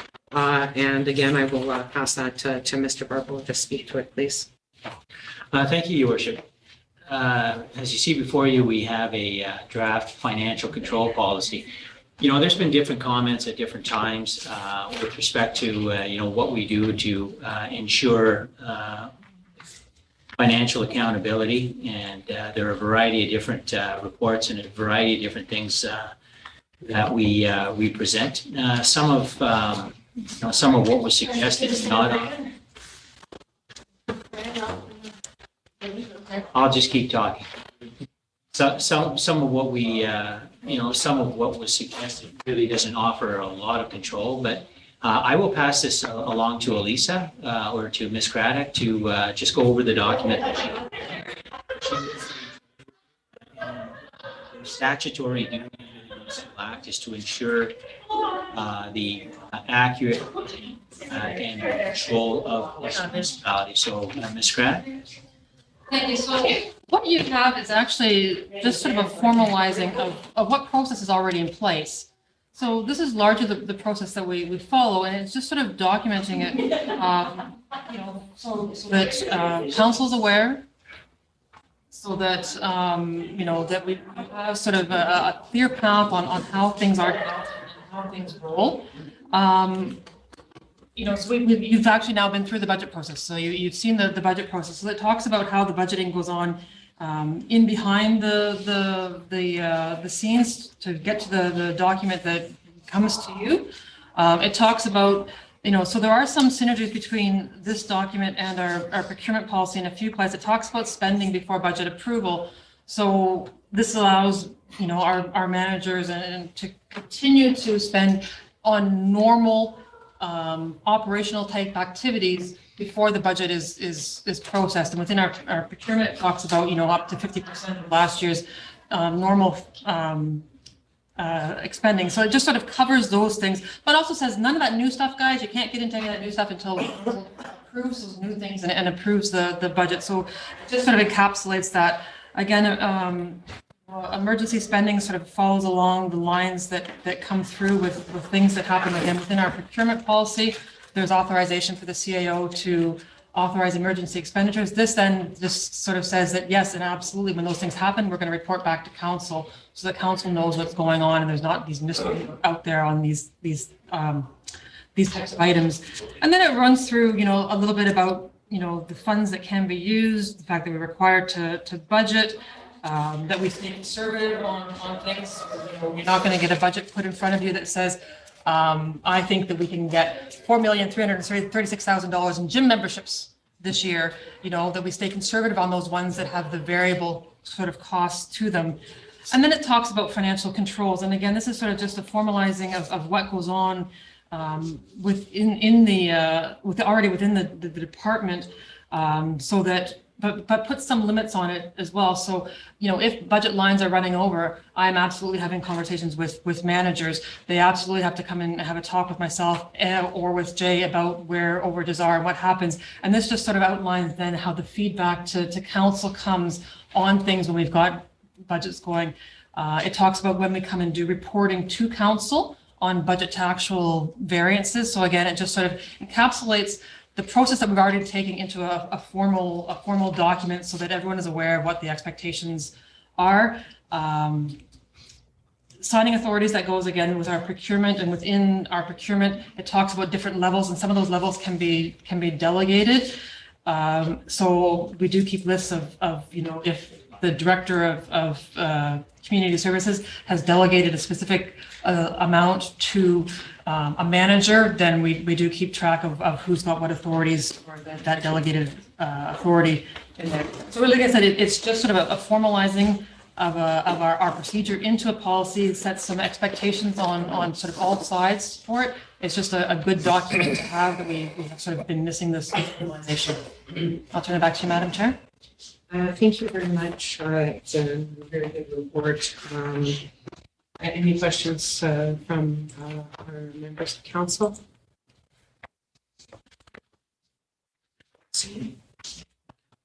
Oh, Councillor Gagné. Mayor, thank you. I have a 9 question. I'm just joking. Just have a few questions. Number 3, about the operating budget spending before budget approval. I know I've said it before, but I'll say it again. Be nice to kind of pass the draft budget before end of year. If possible, I would like to at least share that with the whole group here, everybody. So that's question 1 of 9. Sure. So through you, Madam Mayor, I think, as we indicated to council, at budget time, we're going to endeavor to present a draft budget to council prior to. You have to be aware, though, that we are not a large municipality that have control over these agencies. So let's say single tier city of Sudbury, they're what's called a CMSM, which is their Consolidated Municipal Service Manager. They can do their budgets all together. So they have that's a DSAP. They have DSAP. They have their health and policing. We are dependent on receiving those as well. So we can set up a draft approval of a budget with some assumptions going forward, and that's what we're going to try to do. So Ms. Craddock and I have indicated that we'll be meeting and starting our process in September, and hopefully having council come to the table in November. And my other question was in regards to petty cash. I guess you follow procurement procedures for petty cash process. Absolutely. Okay, thank you. More questions? Thank you, Madam Mayor. Councillor St. Louis. Through you, Madam Mayor, just feedback on that Councillor Gagné. So my question, I guess, would be, do you not need to wait till the end of the year to do your following year budget to find out how much you have in surplus or reserve, or you're going by estimated kind of stuff? Madam Mayor, that's correct. We would be going through estimates. We're very happy that this council is looking at strategic budgeting and not necessarily looking at over and unders, but what we actually need to move forward. So I think or I'm going to put words in Mr. Councillor Gagné's mouth, but I think what we would do is get 90% of the heavy lifting done prior to having a year-end report to see if there was any adjustments to the assumptions that you were making, and then waiting for our Home for the Age, our social service boards, and our health units to provide their submissions. So typically, we know fairly well where we're coming in on budget or not. If we are waiting in November and expenditures come in as a surprise, then we, as this policy indicates, are not doing our job throughout the year monitoring and controlling. Perfect, thank you. One question. Pertaining to the budget and capital project. I'm assuming like when you put an offer out there, you put it a little higher just to make sure that you're not short. To the budget and the capital project, if whatever's you went over, is a dollar for dollar put back in the reserve or can you go in and, we're under 100,000, we can spend and do that little project? So typically we don't do that without coming to council and making a request for that. If council is the banker, if council provided an okay to provide an investment with respect to special project or a capital work, we're not going to take it upon ourselves as administrators or as staff to go and say, let's build a house. It comes back to council. We would come back to you with recommendations. We weren't able to do this, or we found a savings for the dome. We're planning on spending it here, and that comes back here. So whatever's over, it's not I would suggest that you're suggesting whatever's under. Whatever's under typically would stay into the capital reserve and make the ability to do more next year. We provide, as we've indicated, a lot of times, and I think Ms. Craddock is going to be providing a separate presentation on stable budgeting for capital. And then there's a bank account with that, right? And so if there's under for that, that goes into the bank. If there's over for that, typically we would come to council if there's a mortgage on budget that is material. Thank you. Questions? I just have one question.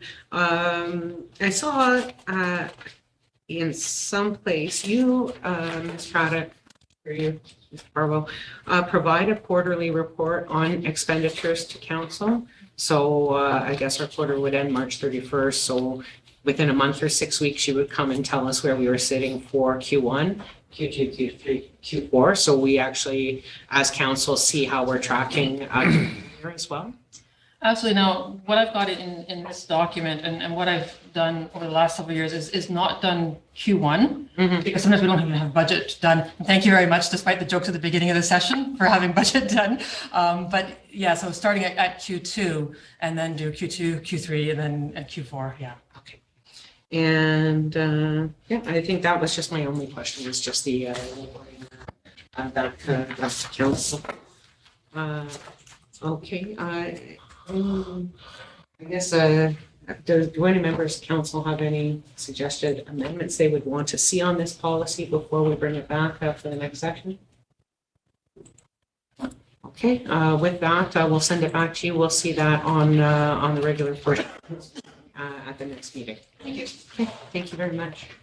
Next item is 51C, offer to purchase River Valley property. There is, again, staff memo attached to the staff report with some pictures and some background on the issue. And just for an overview on it, I will pass it to Mr. Barbo. Thank you. Oh, I don't have it in front of me. I'll guess. So it is an unopened road allowance in River Valley. It was appraised at, or there was a bidding value at $15,000. What you had, that was communicated.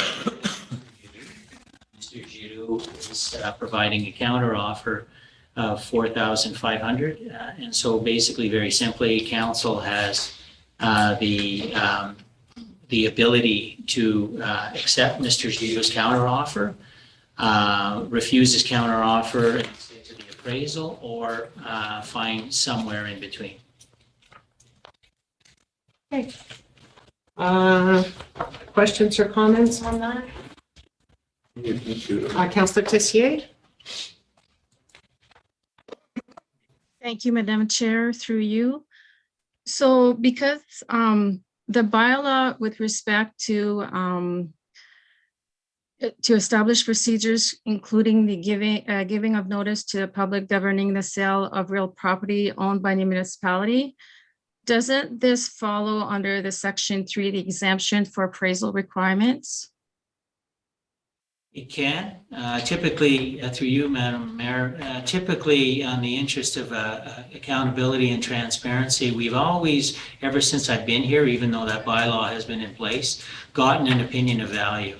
I would suggest to you that providing an exemption on getting an opinion of value could become a slippery slope with respect to ensuring that this council is acting according to the wishes of the owners of that land, which is 14,500 people. And so we have always erred on the side of caution. So as a minimum, we can offer an exemption, but if we start playing that game, I would be concerned about the wheeling and dealing. We obviously do negotiate, but I think it's better for council to have an understanding of what land is valued at. Yes, we could have gone for an exemption, but we haven't in the past for other small portions either. Unless we've had an appraisal right next door or whatever, and we can say it's about this, we tend to get experts to assist us. It's not necessarily an appraisal, which is costly. Sometimes it's an opinion of value, which is looking at comparables and what's sold and that kind of thing. Okay, so the bylaw, If that property falls under that exemption, to me, my opinion would be that we would follow that exemption as far as the offer that's on the, that was offered by Mr. Giroux without having to go through the appraisal process. So through you, Madam Mayor, as I indicated in my preamble, council can do that anyway, but it's important that council knows what they're doing.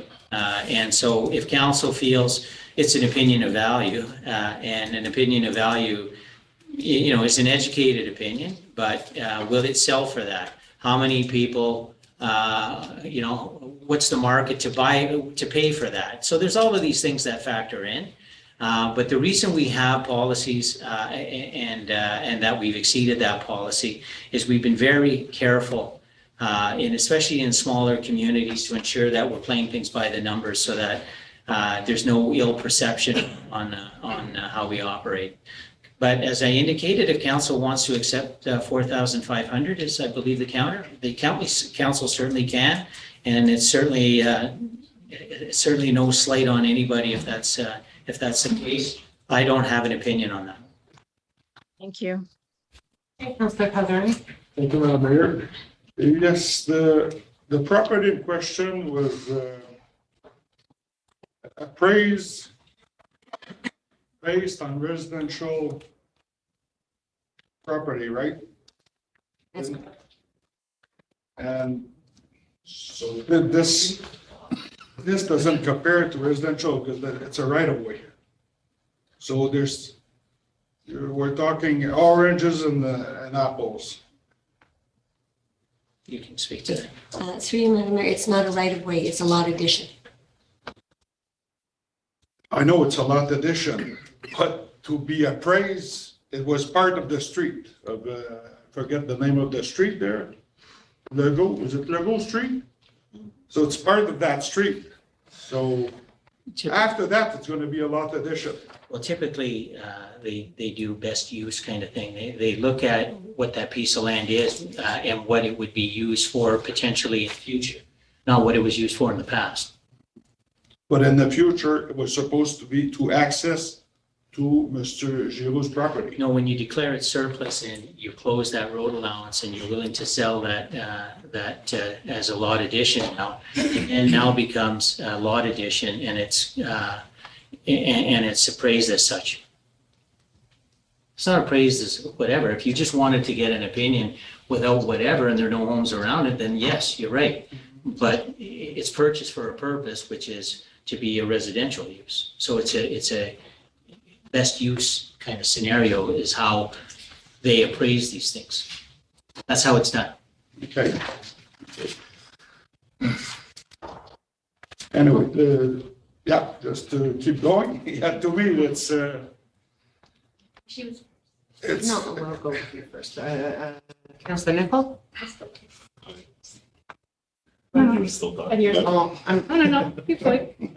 I'm sorry, yeah. Councillor Calderon, I thought you were. No, to me, it's a fair offer because as it stands now, it's a right of way to access his property. Yeah, I have no opinion on it. Yeah, if four councillors agree, regardless of their reason for agreeing with you, then you're certainly welcome to accept the counter offer. That's within council's purview. Councillor Nicol? Thank you, Madam Mayor. Through you. I went to see the lot because it was hard for me to understand based on the drawing, just what it entailed. So in my opinion, I feel like it's only of value to Mr. Giroux. The municipality can't really do much with this parcel. So I feel it would be a good idea to accept his offer. He has plans to build, which will generate tax revenue for us in the future. And I think it's a good idea, in my opinion. Thank you very much, Councillor Nicol. Councillor Curfew? Thank you, Madam Chair. I kind of echo Councillor Nicol's comments. Looking at the report, and thank you to staff for preparing the report. What I would say is, one big thing is that the appraiser did have some level of difficulty finding similar comparables. And when setting up a value without, apples and apples, you're comparing oranges to apples. And that's where sometimes the comparators come into play very well, so you can establish a good value. So from the difficulty in obtaining similar comparable, and then again through your report, which may not be truly reflective of the land's actual value, I kind of weigh that, into consideration. And working in the real estate sector, something's only worth as much as what someone's willing to pay for it at the end of the day. I think we have a bona fide offer in front of us, and I would be comfortable in accepting it as such. Thank you very much, Councillor Bushy. Well, I'd like to let everybody have a chance to speak before circling back for a second to go on people. So Councillor Rivard. Thank you, Madam Chair. Just to add on to Councillor Corshine and Councillor Nichols' comments, I agree with that fact that it's pretty much only either Monsieur Giroux's proposed severance and or the lot just north of it that's already on Lego Road. So I'm not sure if he's been consulted or they've been consulted at all as to this sale of property, if they'd be willing to, I always find that a little odd, because if they're not made aware about this proposed sale, would they have any interest, right? Yeah, sorry. I just wanted to comment through, Madam Chair. Typically, once we have we've reached an agreement with the offeror, we then commence the notification, because then we have a deal. So then we let people know. Okay, thanks. Yeah, and then just add on to that would be that there's still access to Mr. Giroux's property northeast. There's still that right away, which still gives that access. So I don't see a problem with selling off this little, I believe it's 10 by 100 about in meters. Right? Yeah, it's 66 by 147 feet. Okay, feet, yeah. Yeah. About 20 by, I don't know. 20 by 40. 20 by 40. Yeah, so to the northeast, there's still access, at least in case that whole property would like to be subdivided in another way in the future. So, thank you. Okay, any other questions or comments? I think we actually have enough to go just on an informal vote, because it would come back. There needs to be a bylaw to dispose of the property.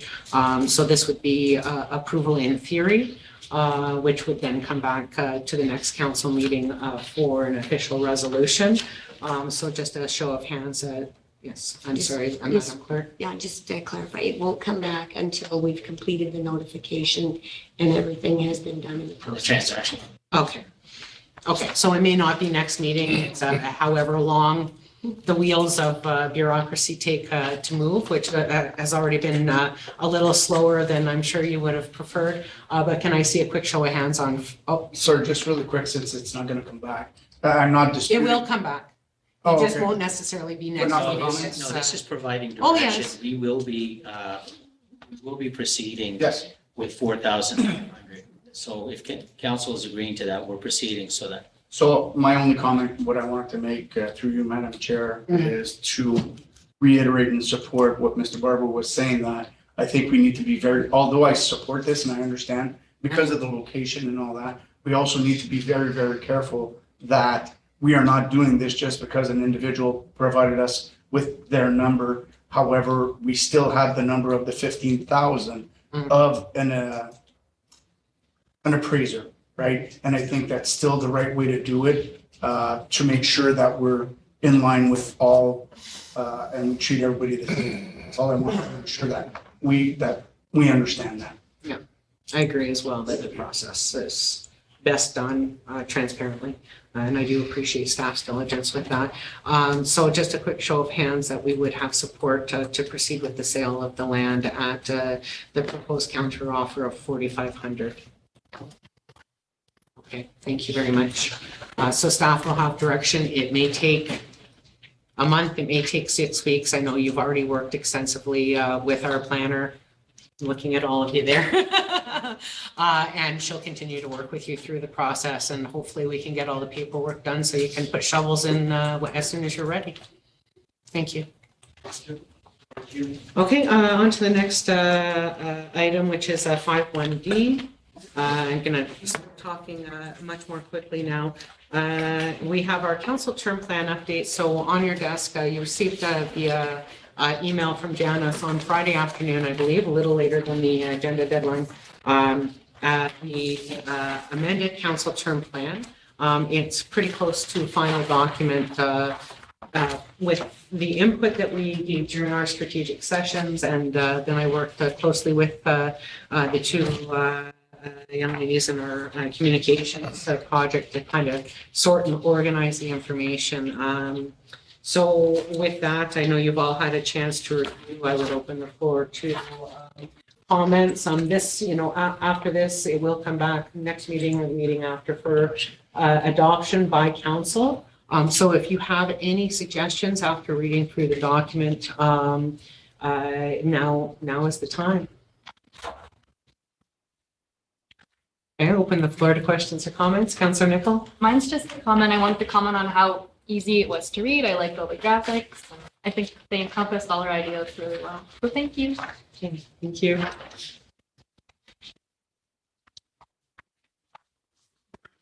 Okay. Councillor Gagné? I shared the same comments of Councillor Nichols. Honestly, I've done a lot of strat plans. It's the nicest one I've ever seen. So kudos to everybody that actually worked. Presentation is excellent. My only question, because I always have questions, but I guess the checkbox are to check things that we're doing. How are we going to kind of evaluate where we're at 3 months, 6 months, and so on? So this is a council strategic term plan, and as I indicated in the next steps, it's now my role to operationalize it. So what we will be doing is providing on the administrative level a Gantt chart or a project management sheet to satisfy the overall goals and objectives. Some of them may not happen due to constraints or what have you, or our ability to do it. But what my position is as your employee, is to provide and restructure all of our reporting to council with respect to achieving your objectives for this term. So this is now the Bible that I will be reporting on with the initiatives that fall under those categories and others. But these are great strategic directions. The mayor is owed a lot of credit working with communications. And now the death is in the details, and this crew of staff are going to be working at fulfilling those expectations that council has to the best of our ability. Okay, just a follow-up question, Mayor. Of course. So I guess if, let's say we're talking about, let's say Champlain Bridge, that's probably going to take, let's hope, 3-4 years to get done. So like, is year 1 and year 2 going to just identify lobbying? Then if we have successful lobbying, then we start? Is that kind of the way it's, just trying to image it in how it's? Yes, there'll be action steps with respect to every project. Then I'll be reporting on the progress. So there'll be progress reports. I'm not going to come to you every meeting and saying I've done this, and this. There'll be projects saying that this is what we've done on that one. We may not have touched that, but I'll be using it as a template to bring it forward. Okay, perfect. Thank you very much. And great job, by the way.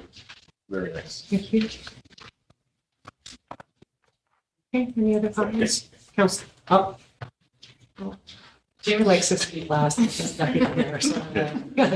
Rivard. Madam Chair, I echo the comments that were already mentioned, so I'll try and be a little more nitpicky, I guess. In the first portion where it mentions about our community with the big pie graph, I would just like to see, I guess, a percentage with that age graph for the pie graph. Okay. Percentage, and then I mentioned it last time, but I always like unemployment rate, like compared to the province and similar with the average household income in relation to the province. It's just something simple. And then maybe if we hit another term plan in the future, then at least we could start seeing if we're going up or down in that way instead of always having to ask for it. Okay. So yeah, great job. So I just marked on page 8 percentages for the age graph and comparisons to provincial average for both household income and employment rate. Yeah. Awesome. Thank you. Which one? Okay, any other questions, comments? If you think of something in the next week, we can always have, yes. Councillor Restool. Through you, Madam Mayor, really quick, I just say, echo Councillor Gagne's comments. I think it's a very eye appealing document. There's a lot of good information included in there. And I like the fact that we can flip pages and see what the goals that we want to achieve as a council in that term are there. They're clear, quick to see. And I like, I don't know if it was done intentionally like that, but we can even keep our scorecard at home and check boxes as we're going through the years and see what's going on. But I agree too, there's been a lot of great work from everybody sitting around the table here and staff who've done a great job with this. I think it looks You excellent. can even use it as a betting document.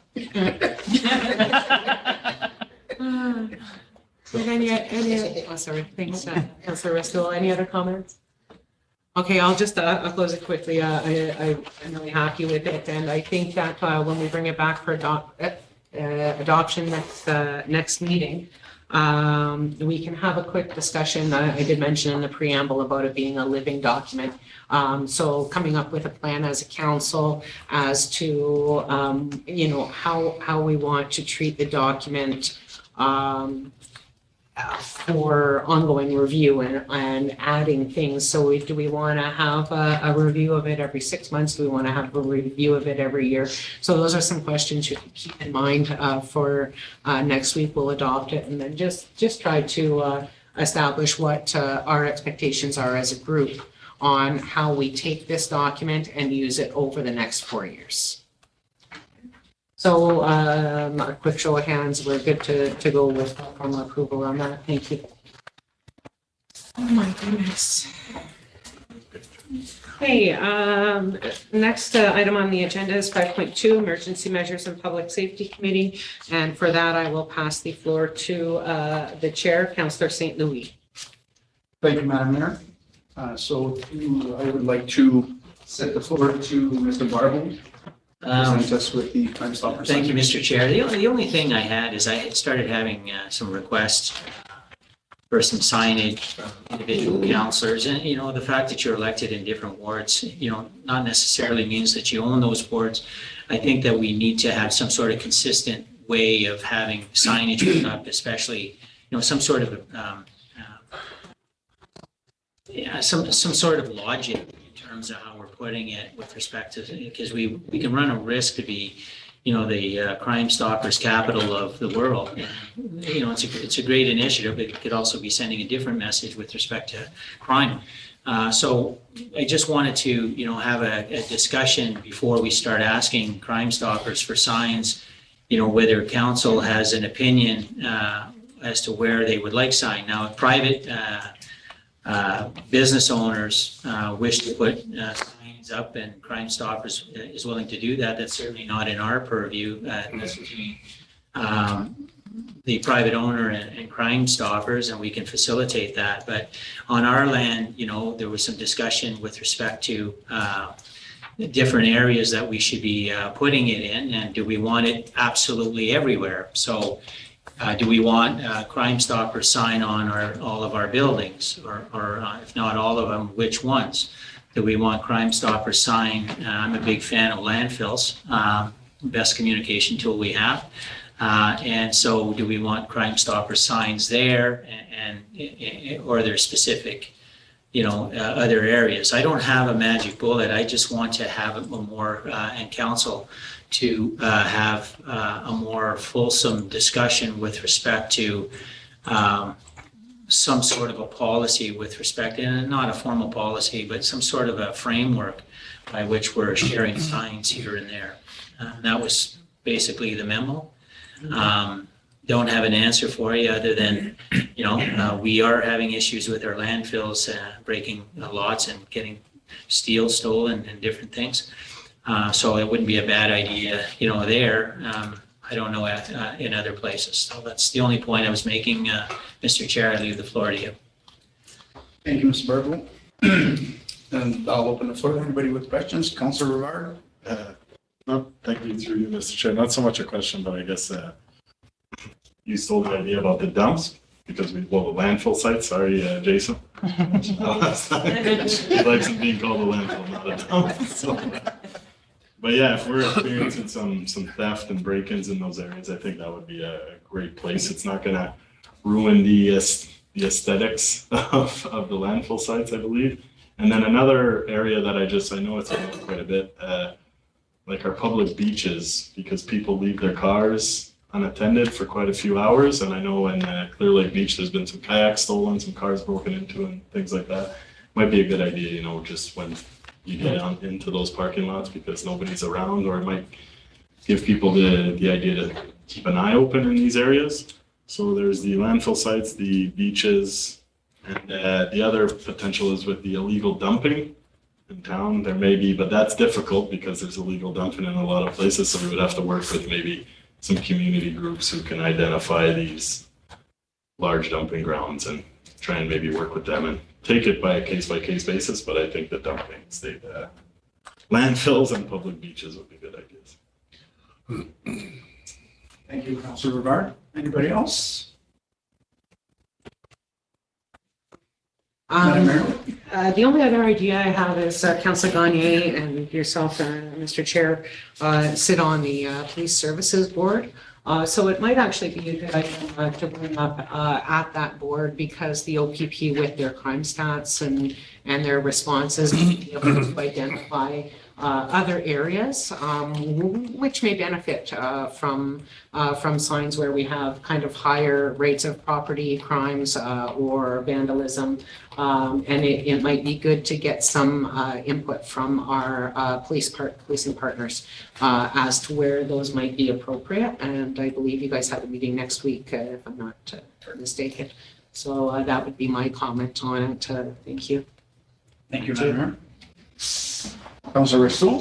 Through you, Mr. Chair, I just going back to the memo that we have from our CEO, I think, and in addition to the comments that we've received from everyone around the table, I think it might be prudent to maybe collect the requests that come in and bring it back to council with criteria, just so we're not, you know, photocopying, not the real thing, but you know what I mean? Just kind of getting these out all over the place. And like you say, how it looks within the community and the branding we've worked, and we don't, I think I'm kind of starting to repeat some of your comments, Mr. CEO. So just I think if we can get stuff together, maybe bring it back to a future council meeting and say we have X number of requests, let's be strategic and we put these.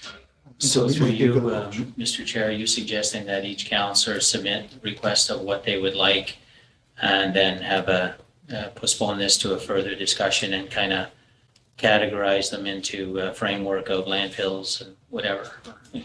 Yeah, and through you, Mr. Chair, that's only the way I work. I like to see things, and if we can get a comprehensive list of requests and then go from that way. Because it could get, I don't want to say out of hand, but it could get, you know, for just one-offs all over the place, and we don't have an opportunity to be strategic in how we're doing this. And I like the comment as well about engaging our police services to have them on board with this as well in terms of enforcement. It's great to have signs, but if we want to see effectiveness, it's how the public responds to the Crime Stoppers and how our police services respond to those inquiries. Thank you.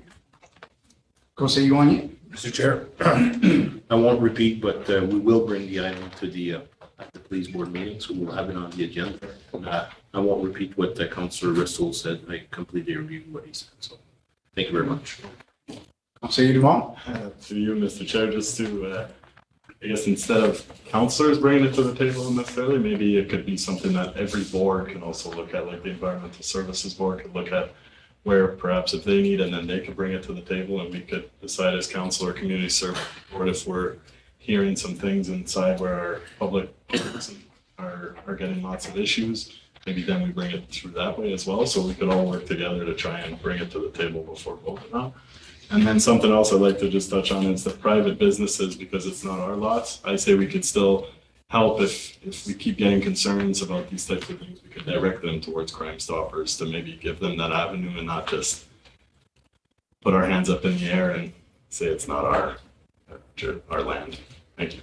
Thank you, Mr. Varden. I believe the CEO touched on that right at the beginning, that if any private members are looking for any additional information, we'll be more than happy to provide it to them and send them in the right direction and we'll assist them as much as we can. Madam Mayor? Just if we also provide the Crime Stoppers contact information through the Chamber of Commerce, the Chamber of Commerce can also work with local business owners. Anybody who's interested, we can just make that connection and let the private sector govern themselves. Thank you. Anyone else? So just to put my 2 cents, Madam Mayor basically stole my thunder. That was my recommendation, that we should definitely engage with police force to find out where the specific areas might be a higher of a target.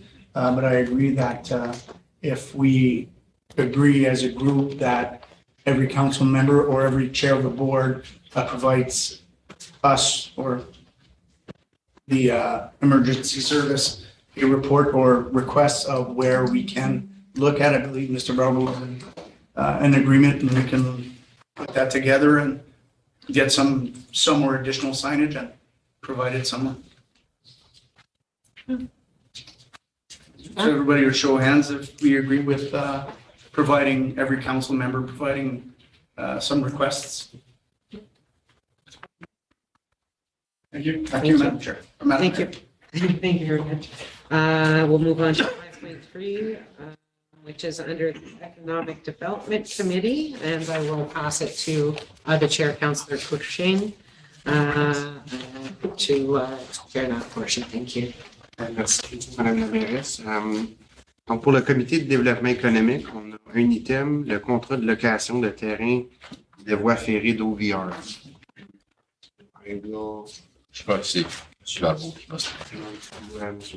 Merci, Monsieur le Président. You have before you a memo from Mr. Sharm, who has reached out and responded to the individual who was making a request to basically use, basically what they're requesting for is an agreement to use our land, which is an unopened road allowance called Rivière Street. Ms. Ducharme's memo is very complete and excellent and provides photography as to what is implied. What is being requested is there's a side, and this has been something that was requested almost, I'm going to say almost a year now. And we didn't really, weren't really able to properly address it. There were conversations with certain past councillors from that ward even talking about concerns that we would have, or that I would have, and that we would have with respect to the enjoyment of the community of Verner. So what you have is a company, aggregate company. I don't have it in front of me, so I'm skating here. But an aggregate company north of River Valley who is mining, excavating beautiful black rock, and they're shipping it to parts unknown. They are using the rail system. And right now, for those who travel west of here, they're using the rails, the side rail at in Warren, right in Warren, on the opposite side of the community. There's a little laneway. Certainly for their needs, you know, that's not a great piece of land. So they have seen the piece of land that is Rivière Street, and so Rivière Street is directly behind, along the river and along the railway track, and basically.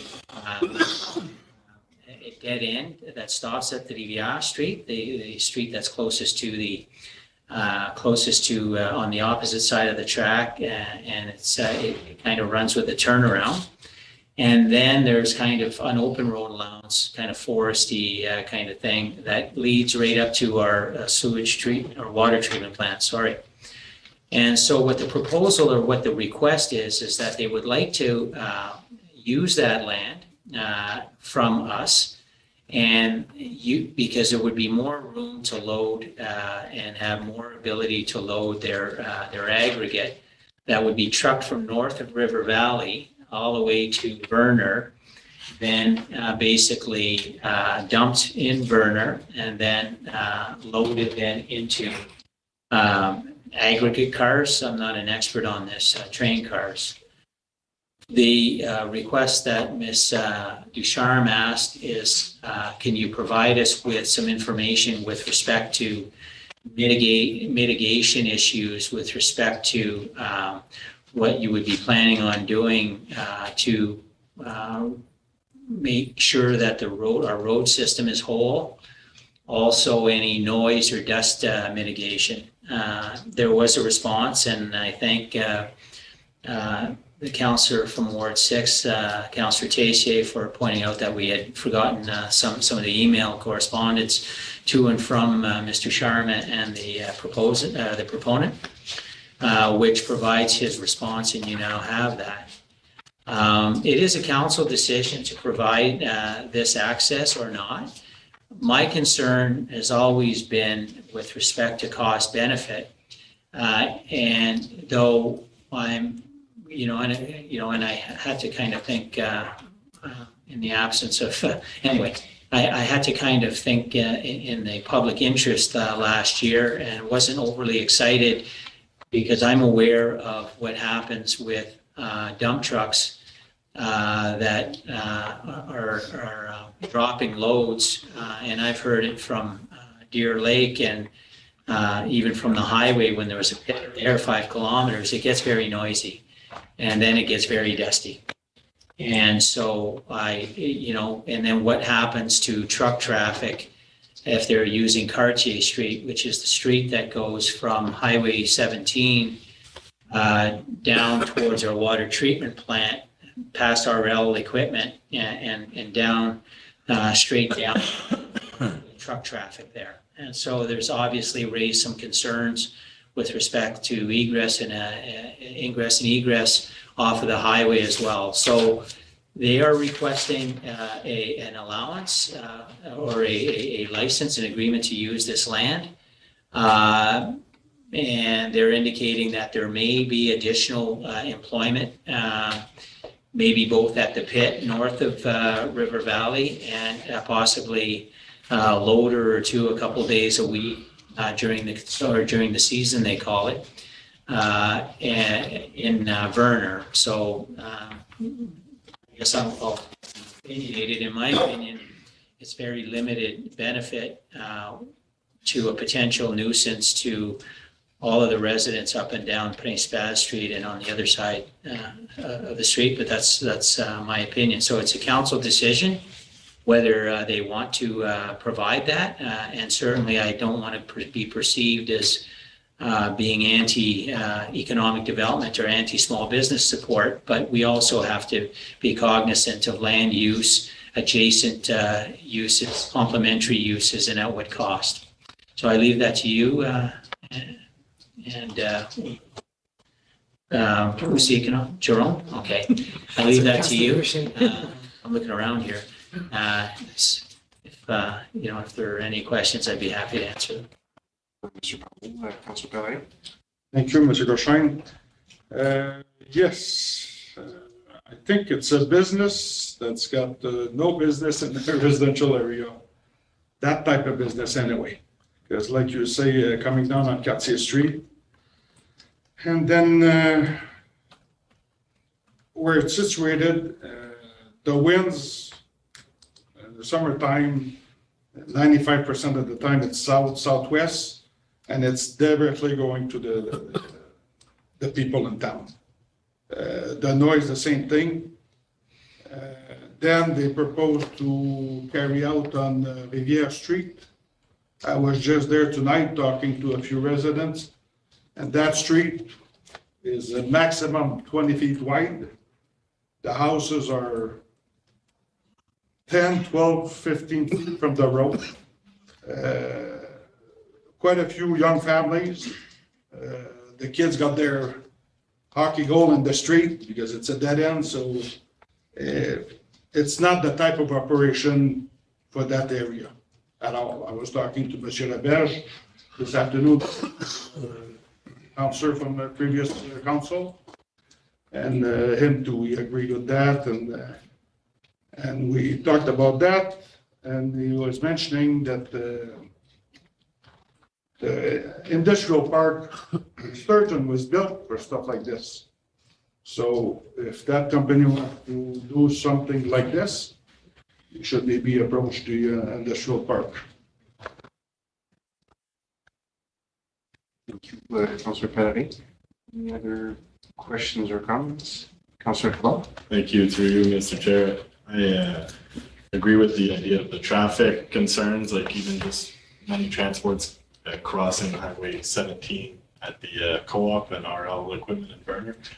The noise, pollution, air pollution, the environmental concerns of stockpiling some aggregate from a different area along the Vev River as well. There's all of these things that would need to be taken into account in my opinion, with the very small financial incentive or benefit for the municipality. I don't think the cost benefit is there, so I'm not too sure if this is a good location either, in my opinion.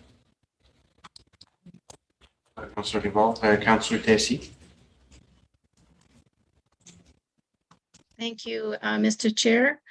I do understand and the concerns.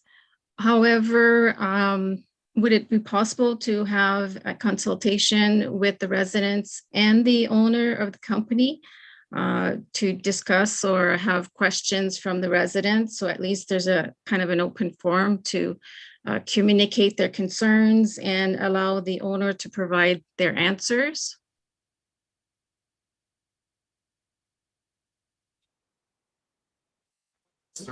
I guess I'll pass on the. Well, it's for council to discuss. Certainly, I can see a proponent being a proponent and a resident being, a detractor. If the proponent is able to convince the local residents that there wouldn't be any effects to their enjoyment of their properties, be it commercial or residential, I suppose. So certainly, I wouldn't want to give the expectation. I would also suggest that one other thing I spoke with the former councillor about when he was a councillor, not now, is that side spur goes quite a bit further to the west, and whether there's an opportunity perhaps to deviate our road, which is Old 17, if they are willing to pay for it, and creating a little bit further away from the municipality or from the town, from the village, a little bit further on the other side of RL, west of RL, because the side spur goes quite a bit further than that. I drive it all the time. It would be acceptable with respect to less noisy, less dust, whatever. But there still are some residences there on the other side of the railway. Some raise cute little dogs. I don't know what kind, but little mini. Anyway, I'm looking at my dog expert. Little mini collies. What are they? Shelties? There you go, Shelties. Thank you. So, but it is a noisy industrial area going to a rural area. And yeah, if council wants to, pursue this, then certainly, I just don't know to what avail, respectfully, Councillor Tessier, that would have. Like I say, I know some of the truck drivers who are on council here, when those tails start swinging back down, they make a lot of noise. And unless there's some serious sound mitigation, that's a problem. And then there's dust and gravel. If council wishes, that's fine. But this person in their last email was quite aggressive about and somewhat threatening. So I believe they would want a more fulsome or a more definite response than stringing them along for no reason. Thank you. Okay, through you, Mr. Chair. I would tend to agree with the other comments so far that the compatibility of the land use for this particular project just is not there. I remember campaigning through Verner and walking down Cartier Street, and there's lovely little houses, and you look at how close that would be to the backyards of all the houses on Prince Ave. Dump trucks driving past your house, even if it's 2 days a week, if it's for 3 or 4 or 5 hours, and then that clack, clack, clack, and the rocks and the loading. If I lived there, I would be aghast at the disturbance that it would potentially bring. And I'd also like to say, I'm very glad that Councillor Pellerin spoke first. Because he's on the ground there and has spoken to the residents, and I appreciate him bringing those concerns to us, because I think it's important, especially in our ward system, that we make sure that we're listening to the people who are talking to the residents. So thank you. Back to you. Thank you, Madam Mayor. Councillor Nicole. Thank you, Mr. Chair. Within the proposed haul route, there's actually quite a few families, and there's a couple daycares I know of too. And crossing through Principal Street, the school actually walks to the church a couple times a week. And it just worries me that there would be extra truck traffic with all these children walking throughout this for really no gain to the municipality. I am not in favor. Councillor Nicole. Comments or questions? I'm just counting. Sorry, Mr. Chair, I don't want to be the only one to maybe part of the team here. Sorry. No, I think the same way as the comments. And I mean, if we're going to improve a road just for one certain user to come through, or even if they're improving the road, it's still respectfully a nuisance to the community members in that area. And it seems like a quaint area, and to bring in something like this there, where I'd probably have a different perspective if there was a business opportunity and creating jobs in the community and that perspective. Okay, but even then I'd have to think about it a little bit. But if there's nothing that's being gained for the community from this, and they already have something that's set up, and if it's an inconvenience for them going through Warren, that's their inconvenience. I wouldn't want to bring it to Verner and make it Verner residents' inconvenience. So I'll stop there. Thanks for the time. Councillor Rasool, Councillor Gagné. I agree with all the comments. Also, there's the Veuve River that we need to protect our fresh water. Just my other question, are we responsible for the Highway 64 and also 17? No. We're not responsible? No. Okay, perfect. Okay, thank you. That's all I have to say. Other questions or comments? I'll just close by echoing essentially everyone just said. Looking at it and having walked in Verner myself too, working in Verner, I wouldn't see the compatibility. Just the land use and the makeup of the village, it just doesn't work, I guess, in my opinion. I think there's some other places within the municipality or around that that can be used, so I wouldn't favor everything. I'll return it to you, Madam Mayor. Okay, thank you very much. So I think it's clear from the discussion at council that that item does not have support to move forward. We will move on to item 5.4, Sewer and Water Committee. And for that, I will pass it on to our chair, Councillor Pellerin. Thank you, Madam Mayor. I guess I'll pass it on to Mr. Ming or Mr. Barbeau.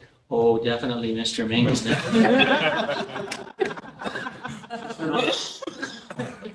Thank you, Councilor Perlin. Last week, council should have received several reports. They are regarding the performance of the 2 water treatment systems in Verner and in Sturgeon Falls. All the reports are regulatory requirements that they are to be presented to the owner of the system. One is the annual report, both describing the water plant in Sturgeon Falls and the water plant in Verner. And that is also made available to the public and is posted on our website and that was required back in February 28th. And then the other report that is required is the summary report, which is to be presented to council. So the summary report is more or less the adequacy of the systems that we provide enough drinking water to the community. Going back to the annual report, that more summarizes descriptions of the process and results of test results, and any major expenses that were incurred for the plants.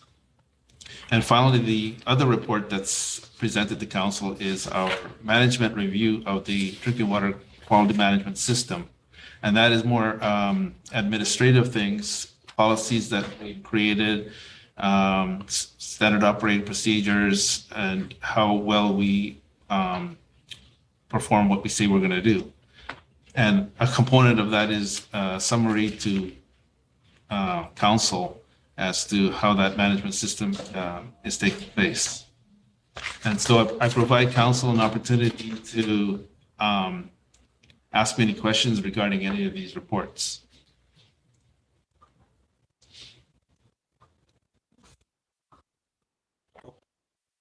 You're chairing. Yeah. Sorry, I'm looking at the numbers. Monsieur Yvon. Thank you, Mr. Chair. It's not so much a question, it's more of an observation and comment. I noticed in July, there's the high instantaneous intake and the daily treated highs. So then I took a look with the temperature and the historical data. So it showed there was a 10-day period where it was very warm days and warm nights. And then so that would explain why on July 19th there was those high uses.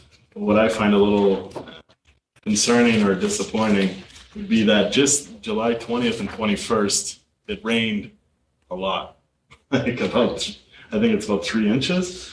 So I always wish something that really just kind of grinds my gears when I'm driving around would be people, hosing down their driveway or watering their lawn right before a extreme weather event like that, extreme rainfall event, because it's kind of a waste.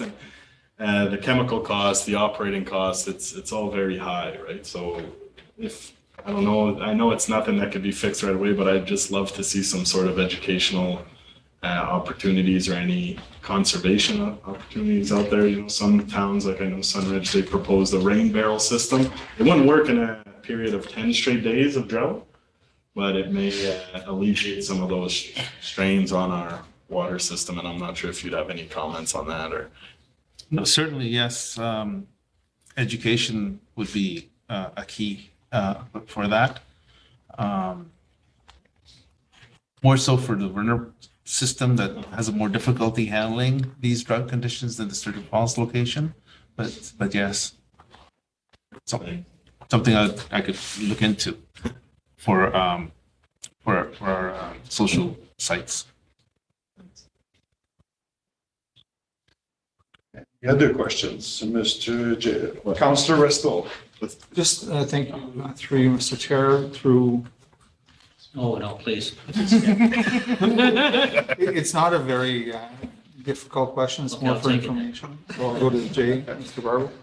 No, just I know previously we used to have a system in Sturgeon Falls, I guess in Vernon as well, for watering and talking about use of water and lawns and even odd days. Do we still do that? Yeah. And if we do, maybe we might see some change in usage based on us having a bylaw officer in place might help to enforce that a little bit. I'm not sure if they were there. Mr. Chair, absolutely. And it doesn't negate the fact that you still have, and it's a Northern Ontario phenomenon. I'm probably guilty of it like everybody else. We do like green lawns where if you go to Southern Ontario, that's kind of seen as gauche, with a little browner lawn shows that you're a little bit more environmentally conscious. So, it is something that we, that maybe we can start educating folks on to preserve. Water is free on the intake. The cost is in the treatment of the water and keeping up with the treatment of the water. And as Mr. Ming indicated, the treatment of the water for our small planting burner is a little bit more problematic because we treat it for not only Bacti, but for manganese. And so we're always trying to agitate that.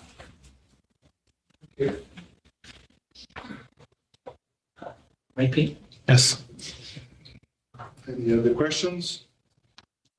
I have one. Just, did we ever contemplate on using, installing meters for water? Through you, Mr. Chair. We have on several occasions contemplated meters. The issue with meters is an issue more of fairness than an issue of conservation. There would be some conservation, absolutely. And so, you know, a dwelling that has an elderly couple with their kids all, you know, often on their own now, is charged the same amount as a dwelling that has 3 or 4 kids. And so it's an issue more of fairness than usage. But as I indicated, the water we take is free on the intake. The difference in the conservation on your total $6 million, $5 million budget, whatever it was, is in the chemical treatment of it. But certainly looking at meters is something that we have done studies on. The issue is paying for them. You know, back in the day, every meter was, I don't know, it was like $50 or something. But if you do $50 times 3,800 households, you know, and it's a lot more than that now. It's what, 500? What would a water meter cost? I think back in the day it was a couple grand per house. Oh, a couple grand? But now it's a few $100s. What's the reverse? Yes, it's cheaper now A meter is cheaper now. to install. It's like microwave ovens. Wow. But there's still a cost recovery that's required. Yeah, so a couple hundred times 30. And as I said 50, so it's still higher. yes, still higher than your lowest number. Yeah. But it was quite costly, and it was figuring out with past councils how to pay for it. And what's the benefit of paying for it, you know? I'd be interested just to know, like, if I lived in town, I would support paying for my own in my house. Then I could save, and we would save the water too. People, I hate it when I go by and the water's going on the lawn and it's raining or there's many of that. Yeah. So I was wondering if that was discussed before and if that's an Well, it's option. not part of this discussion, so No, we no, can move okay. it forward, but Yeah. we'd be happy at a future water and sewer meeting to bring the thought of at least starting an analysis for it would be a good idea to bring to a future meeting. Okay. Thank you. Just one more thing, I would love to bring back to a future meeting, just a discussion on some conservation education ideas and initiatives that might drive. I know that the environmental services, as far as waste diversion, is talking about looking at initiatives for Earth Day next year. And so it would be really neat just to see if there are things that we can push out through the community that does promote awareness that, you know, water is a finite resource too. So that was a great idea, Councillor Robard, and I appreciate that. And I think that would be nice to bring back to a future meeting as well. Thank you. Okay, back to you, Madam Mayor. Okay, thank you so much. So that gets us through committee as a whole. And wow, 20 after 9. So welcome to our first consent agenda. Item 6.1. This is kind of exciting news because this is going to save us about 4.5 minutes right here. Madam Chair? It is moved by Councillor Bard and seconded by Councillor Nicol. Be it resolved that Council for the West Nipissing Municipality hereby approves consent agenda items 6.1A, B, C, and D as presented. Okay, questions or comments on the consent agenda items? Okay, all those in favor? Carried, thank you. Okay, and next item, we move forward to new business, and we're going to try to go quickly. So, Madam Clerk, I'll have you read the resolution, please. It is moved by Councillor Rivard and seconded by Councillor Nicol. Whereas budget deliberations were held at special budget meetings held on February 28th, March 8th, March 15th, March 22nd to discuss general municipal expenditure estimates for the year 2023, and whereas capital projects for all departments were presented, be it therefore resolved that Council for the Corporation of Municipality of West Nipissing approves the general municipal expenditure estimates attached hereto as Schedule A for the year 2023. Thank you. So this is the approval of our general estimates for expenditures. Do we have questions or comments on this before we put it through? None? All in favor? Carried. Thank you. Madam Clerk? Moved by Councillor Rivard and seconded by Councillor Nicol. Whereas at a special budget meeting of Council held on March the 28th, 2023, deliberations were held to discuss the expenditure estimates for water and wastewater for the year 2023. And whereas Council has approved the expenditure estimates for water and wastewater, be it therefore resolved that Council for the Corporation of the Municipality of West Nipissing approves the general municipal expenditure estimates for water and wastewater attached to Schedule A for the year 2023. Okay, again, questions or comments? All in favor? Thank you. The hands are getting slower and slower as It is moved by Councillor Nicol and seconded by Councillor Rivard. Be it resolved that bylaw number 2023-33 being a bylaw to set the rates for water and sewer for the West Nipissing municipality shall come into force and take effect on the date as passed. questions. All in favor? Carried. It is moved by Councillor Nicol and seconded by Councillor Rivard. Whereas at a special budget meeting held on March the 28th, 2023, deliberations were held to discuss expenditure estimates for the management of solid waste for the year 2023. And whereas Council has approved the expenditure estimates for the management of solid waste for 2023, be it therefore resolved that Council for the Corporation of the Municipality of West Nipissing approves the general municipal expenditure estimates for the management of solid waste attached as Schedule A for the year 2023. Questions or comments? All in, oh, sorry. Sorry. Oh, you were. I was trying to beat this slow hand this time. Went too quick. Okay, all in favor? Carried, thank you. It is moved by Councillor Crochet and seconded by Councillor St. Louis. Be it resolved that bylaw number 2023-34 being a bylaw to set the 2023 rates for solid waste management in the West Nipissing municipality shall come into force and take effect on the date as passed. Okay, questions or comments? All in favor? Carried, thank you. It is moved by Councillor Crochet and seconded by Councillor St. Louis. Whereas the fire chief made a presentation to council on March the 21st, 2023, requesting authorization from council to proceed with a fire master plan. And whereas council concurred with the chief's recommendations, be it therefore resolved that council directs the fire chief to proceed to issue a request for proposal for the preparation of a fire master plan. Okay, questions or comments on that item? All in favor? Carried, thank you. There you go, chief. It is moved by Councillor St. Louis and seconded by Councillor Crochet. Whereas council received a presentation of the West Nipissing housing strategy from the consultants, Republic Urbanism, be it therefore resolved that council adopts the West Nipissing housing strategy as presented. Questions or comments on that? Okay, all in favor? It is moved by Councillor Crochet and seconded by Councillor St. Louis. Be it resolved that bylaw number 2023-35, being a bylaw to appoint a municipal law enforcement officer for the West Nipissing municipality, shall come into force and take effect on the date as passed. Okay, there is a memorandum there. So we did have a successful candidate for the posting of full-time bylaw enforcement officer. I'd like to welcome Mr. Patrick Rainville to the municipal team, and we're very happy to have him with us. Any questions or comments on that item? Okay, all in favor? Thank you, carried. It is moved by Councillor St. Louis and seconded by Councillor Crochet. Be it resolved that the street sweeping quotation be awarded to Deep Construction, having submitted a quotation in the amount of $162,500 plus HST, meeting all the required specifications for a 3-year term at the same rate.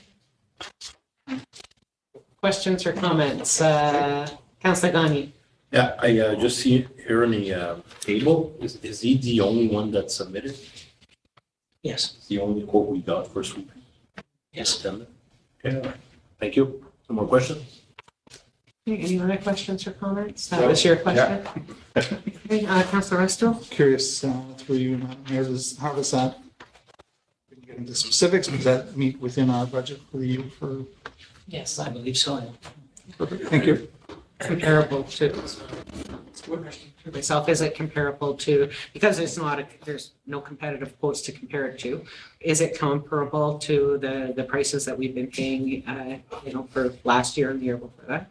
So the sweeping was last awarded in 2021 and it was a multiple year contract. And this bid is up about 30% over our 2021. However, our public works folks did some investigating and said that, fuel cost is up 40% since 2021. And they are locking in for 3 years at this price, protecting us from future inflationary. Yeah. Thank you. Councilor Pellerin? I'm just curious. How is this advertised? Do you have a list of contractors that do this, or it's just advertised and? So this is this one is posted on our website. If we have, in some cases, for some procurement, when they do have contractors that we're aware of, we just direct them back to our website. He is the only local provider now with the equipment.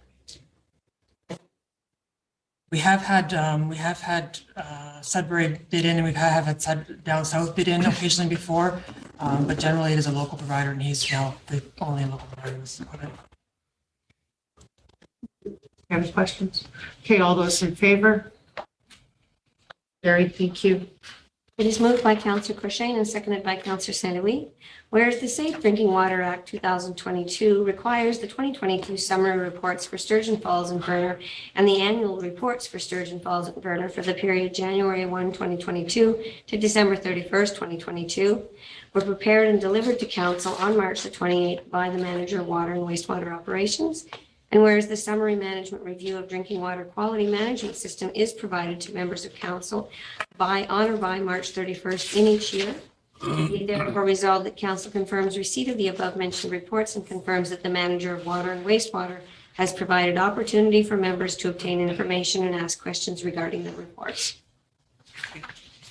Questions or comments that relates back to the report that Mr. Main gave for us? Any further questions or comments on this resolution? All in favor? Carried, thank you. It is moved by Councillor Nicol and seconded by Councillor Rivard. Whereas council has considered a request from Le Club Calumet seeking financial assistance from the West Nipissing municipality for rental costs. Be it therefore resolved that council agrees to provide financial assistance to the Club Calumet as requested. Okay. Sorry. Thank you. So in your packages, you have a request letter from Club Calumet and the Daniel Gagné, who is signed as the executive. Ce n'est pas le même Daniel Gagné, membre de conseil. So just so we know that there is no conflict here, the request for support is in the amount of $4,790 per month. And with that, I'll take questions or comments on this item. Councillor Rivard. Through you, so the request is for $37.90 per month.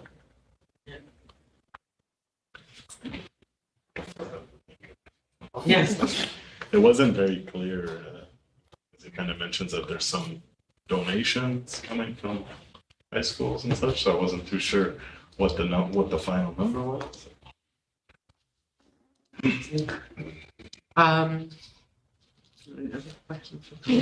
Councillor Resto. Through you, Madam Mayor, I'm just curious and leaning on staff, Mr. Barbo or others who, is this something that's been done? Because I don't recall in previous years, going back. No. I know we do support some No, organizations. we support certain charitable organizations such as the Phoebe's Ed and those that are providing, but never have we supported a private club like this, despite their indication of providing community benefit. it has not been in our practice, nor is it budgeted for. And I guess my follow-up question is just, we're looking at probably roughly about 50 grand providing support. And I don't know if this is for debate or for just yes or no. I find, with all respect to the club and its members and the Francophone community, it seems like a high amount. From my experience with some of those clubs or nonprofits that you mentioned, Jay and Mr. Barber, I don't think we were at that level. I could be wrong. It seems like a pretty high amount. No, nowhere near that. And just a final comment, sorry, through you, Madam Mayor, we're going through challenges in terms of tax amounts, and I don't know if that's the best. I don't know if there's any kind of negotiation that can go on, or it's just or leave it at this amount and what they're requesting. But I think it's quite a high amount in times when we're trying to find savings where we can in terms of taxes for our residents. Other questions or comments on the item? Councillor Labarre. Thank you. Through you, I would agree that it seems to be a very high amount with, I know they're a great group that does some great things. I signed up for my first membership this year and attended 2 events, I believe. But it seems very high for a private club that it'd be difficult to see the return to the community as a whole, or just the group itself. And that $50,000 is quite a fair chunk of change to be supporting one group. So it's difficult to say, but I'd like to see what it would be, what that return would be to the community in terms of events and such before giving this type of money. I'll venture in. My personal opinion is that this would be a very slippery slope in terms of donations with respect to where Pandora's box that would be opened if this is the case. I think it's a private club. There are a bunch of social service clubs as well that charge a fee for a membership, the Chevalier amongst others, and though they're all very valid, I as an administrator would caution council for entertaining this new group unless there was a real proof by them of what they're doing. And we all know the Cook County Med, it's all a great group, but I've never seen them being a community outreach group as well. Thank you. Councillor St. Louis. Through you, Madam Mayor, as painful as it is to say, I do agree 100% because we're definitely going to be opening up a whole lot of how many other nonprofit organizations are out there paying for their own and have not approached our municipality or our council to ask for the same token. I think it would be great if we were able to do it. However, I guarantee you, you've got other organizations that will follow suit. Okay, anything else from our members? Okay, I'd like to put that to a vote. So all those in favor of supporting Club Academy with rentals, whatever you want. Fees. I see no hands. Thank you very much. That's defeated. What I would like to do now is entertain a motion to extend curfew. We've only got 2 items left on the agenda, and it would there is one with the addendum, the tile drainage, that there is a resident waiting for a decision on that. So with the will of council, I would like to ask for your patience for extended curfew. Seconded by Councillor Christian.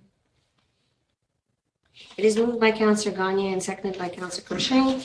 At approximately 9:35, a motion was tabled to extend the meeting beyond the regular curfew in order to proceed with the agenda. All those in favor? Thank you. Okay, next item on the agenda is a support request from the North Bay Perry Sound District Health Unit regarding food insecurity. It is moved by Councillor Gagne and seconded by Councillor Nickel.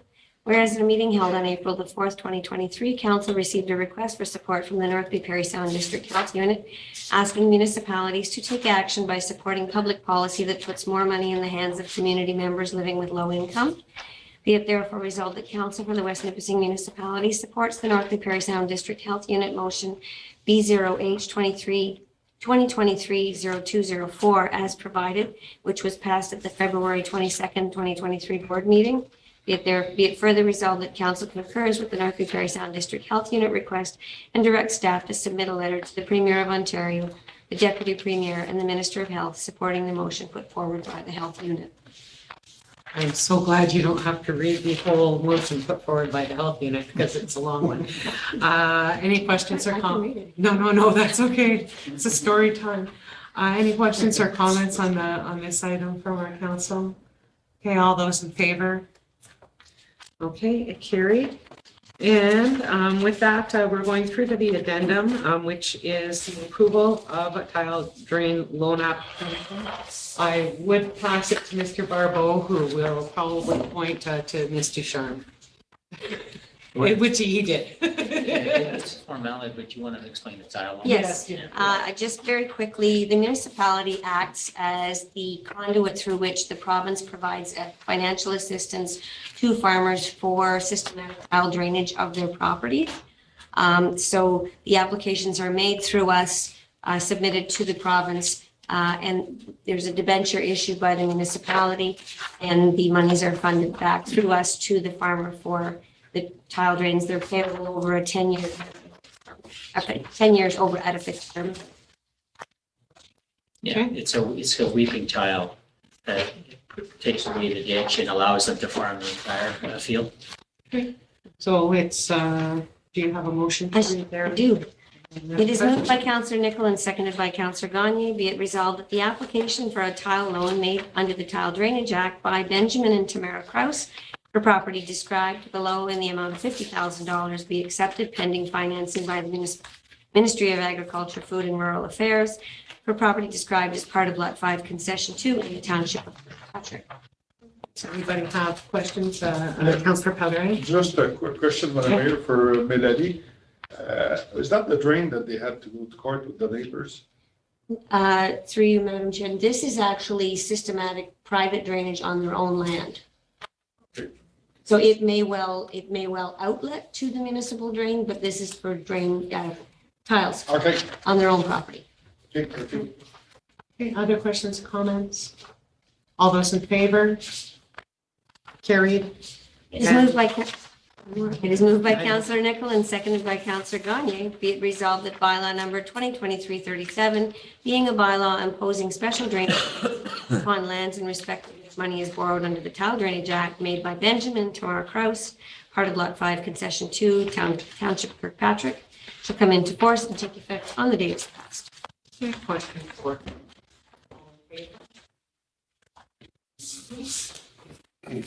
Since you were all kind enough to extend curfew to get through those last bits of business, I will give absolutely no mayor's report this week, except to tell you that we had confirmation today that Mr. Barbeau and I have received a positive response for our delegation request with Minister Mulroney in regards to the Champlain Bridge for the upcoming open conference. So we'll be happy to meet her and bring that forward. And otherwise, I will thank you all for another good meeting and wish you good night.